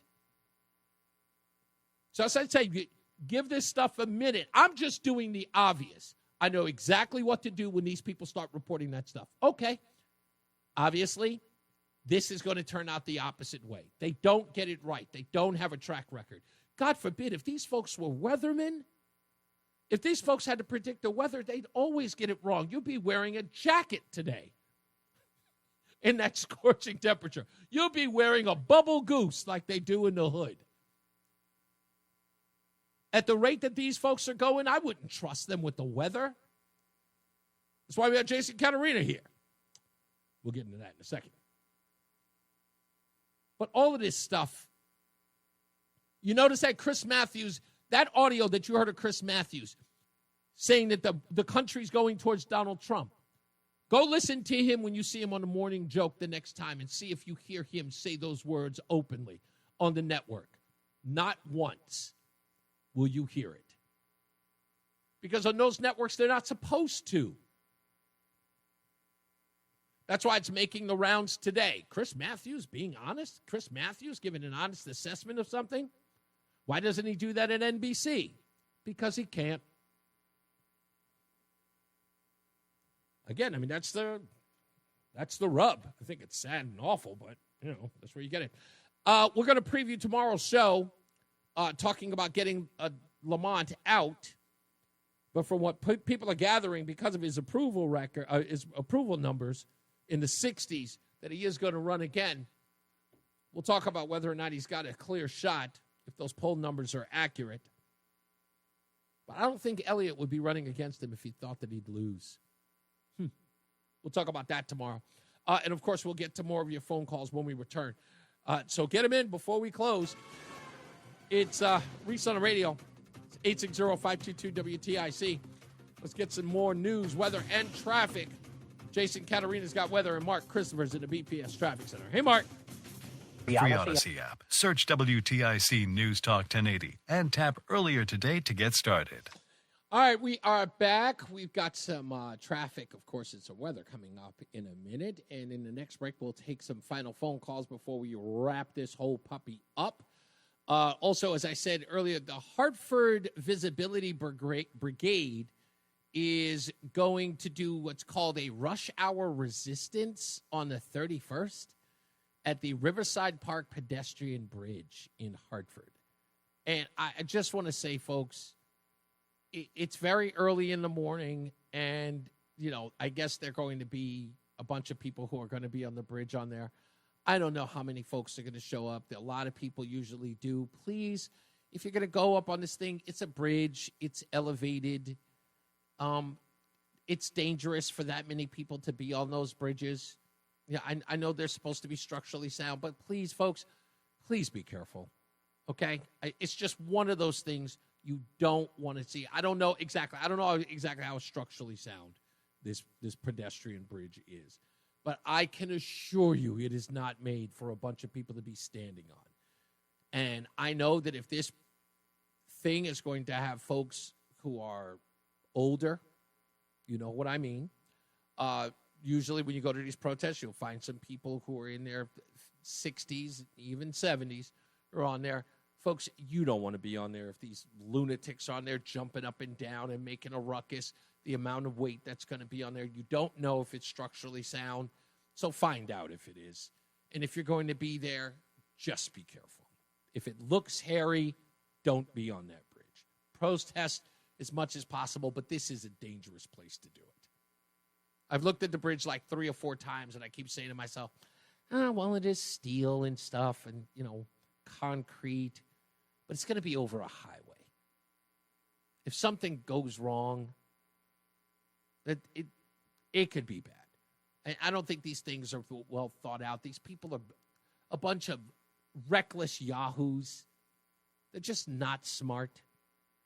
If you look at the banner, which I will not post, it has a picture of someone who's supposed to be throwing something. It looks like an anarchist poster. And I know people are just so angry and outraged. Just be careful. Don't put yourself in danger with these rabble-rousers. Please be careful. Be thoughtful of yourselves. That's all I'm saying. Let's get another check of weather and traffic. All right? I'm just saying, for the good of everybody. And yourselves. Be safe. Let's get weather and traffic. Jason Caterina's got weather. Mark Christopher's in the BPS Traffic Center. Mark, real quick, are you familiar with this Riverside Park pedestrian bridge? Riverside Park in Hartford.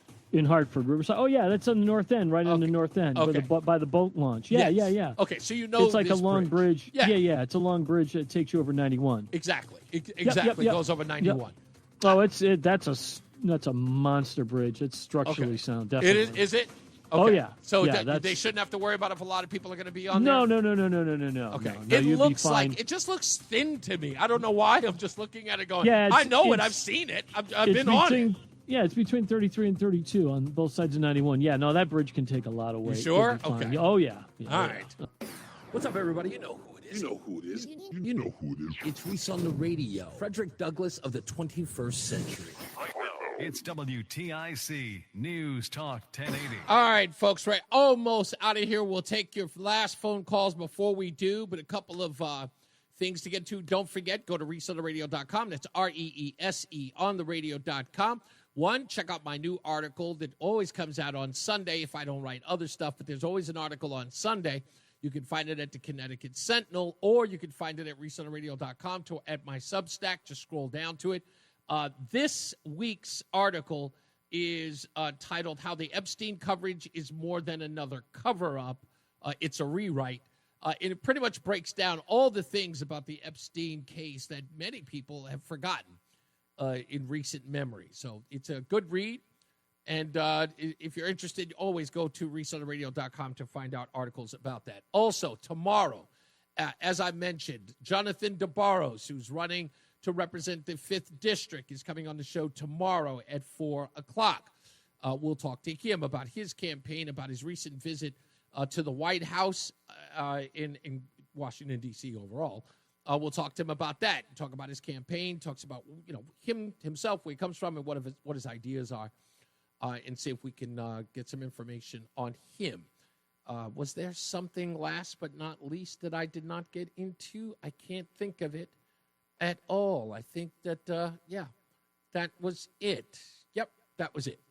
Yes, and plus, of course, tomorrow's show, where we'll talk about the poll numbers with Governor Lamont and the likelihood that he's going to run for re-election, if not win.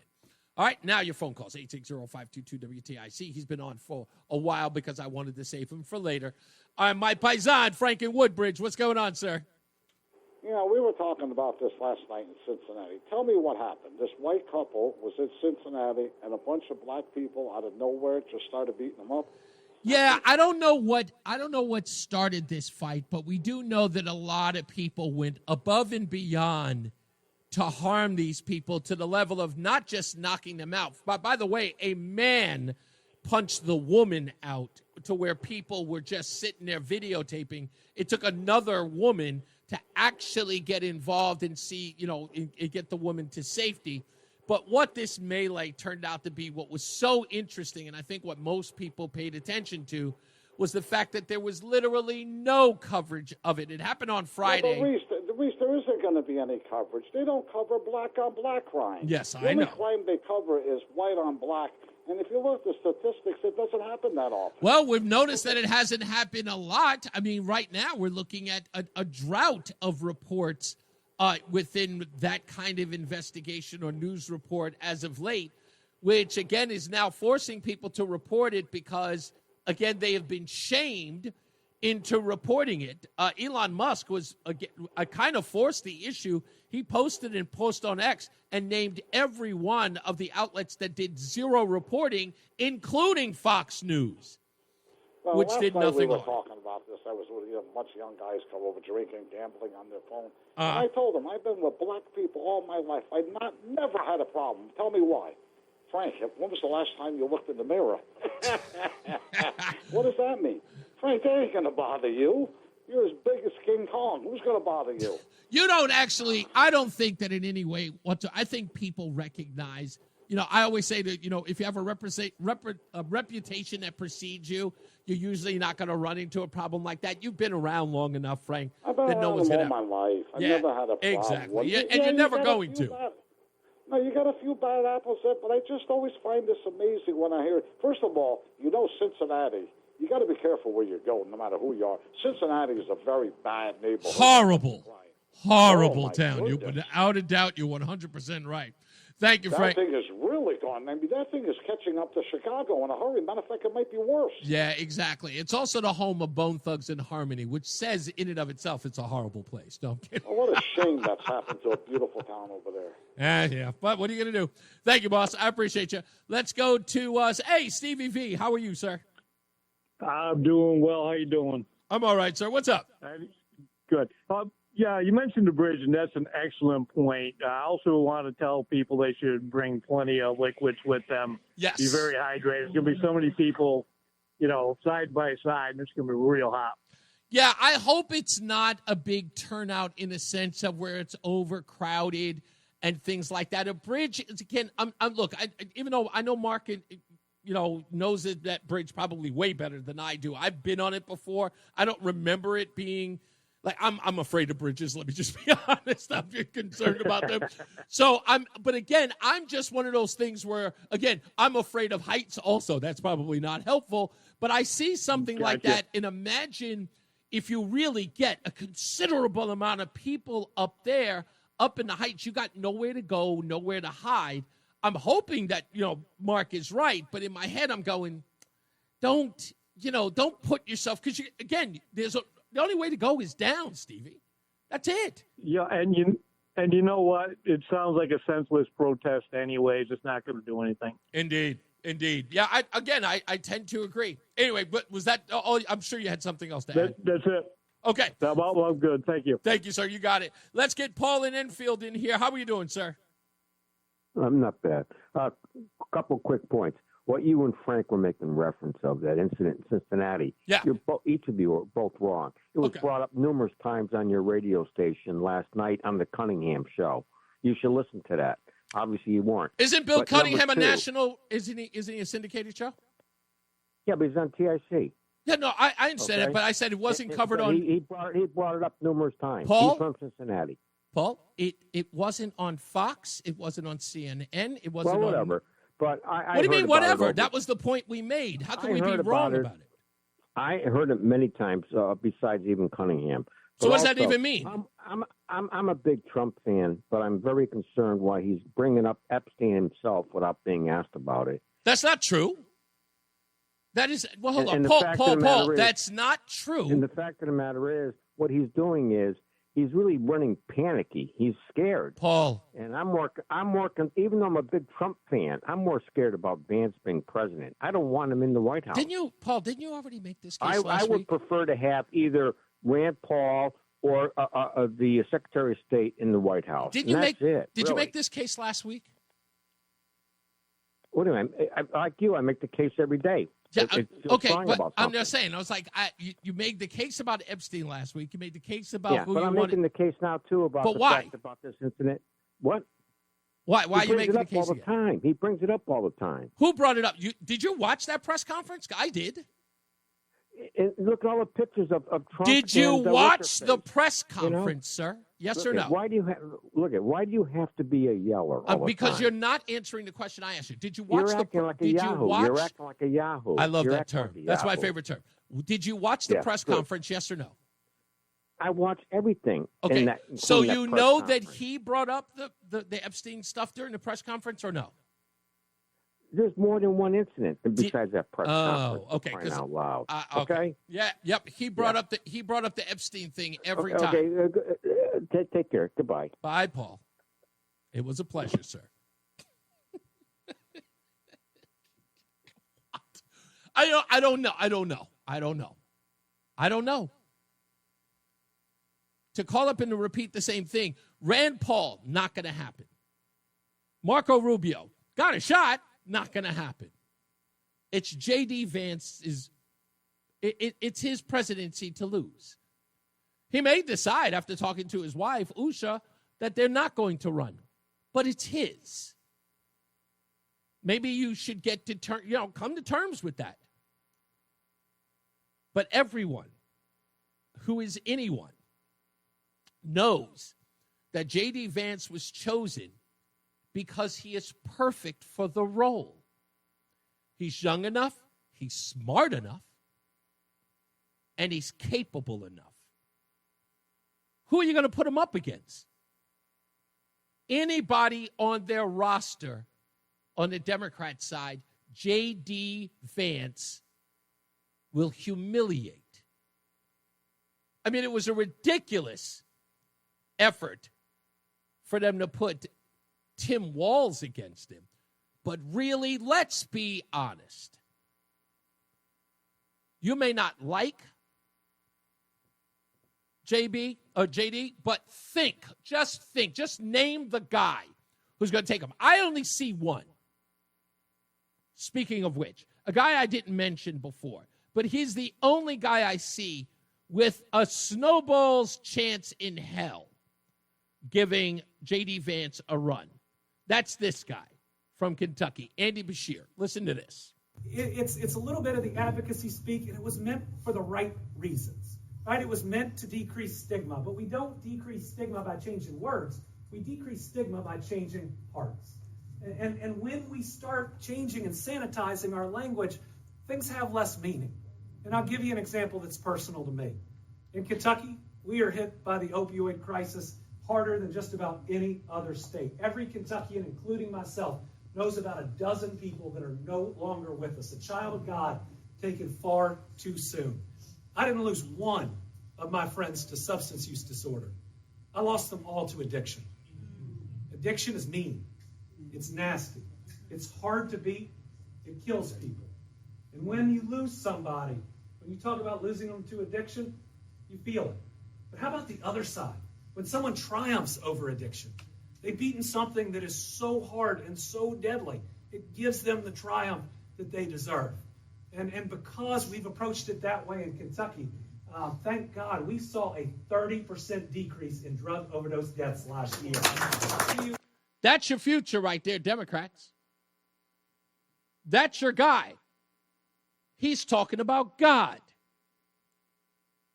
He's talking about stop sugarcoating language. That's your, and no one's talking about him. Andy Beshear. That's your guy. I'm not going to lie. My wife listened to him today. Was it yesterday? No, yesterday. Listened to him. I played that video for her. She said, I may not agree with him, but I like the way he puts it. He's speaking straight. He's not using these stupid platitudes of the left. And he's quiet. Where have you heard anything about Andy Beshear? You hear more stuff about Chris Murphy than you do about this guy. But this guy sounds like a guy. Another example. That big, ugly bill is not only going to gut rural health care and hit our rural economies, it's going to decrease food assistance all over this country. You know, we're not going to be able to change and push back on that if we say it's going to increase food insecurity. What it's going to do is make people go hungry. They're going to feel hunger pains at night when they go to bed and hunger pains when they wake up in the morning. And remember, the two groups most at risk for hunger and the two groups covered by Medicaid the most are our parents and our kids. We even have a new term that we're being pushed to use now. It's called justice-involved populations.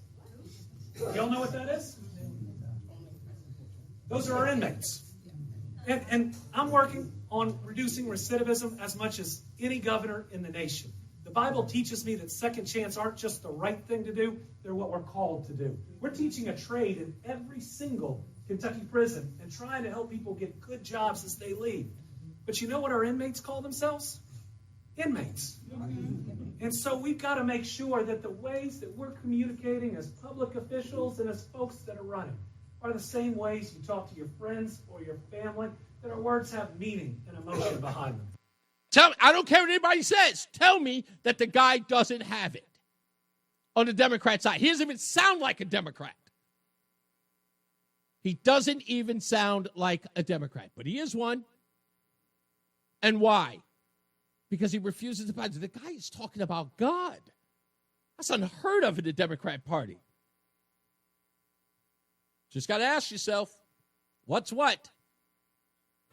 Check him out. He could be a threat, folks. Or an ally. Just saying. That's our show. As I always say, radio is free, so we thank you for paying attention. Remember to keep JC in your hearts and in your mind. Sean Patrick, we love you and we miss you.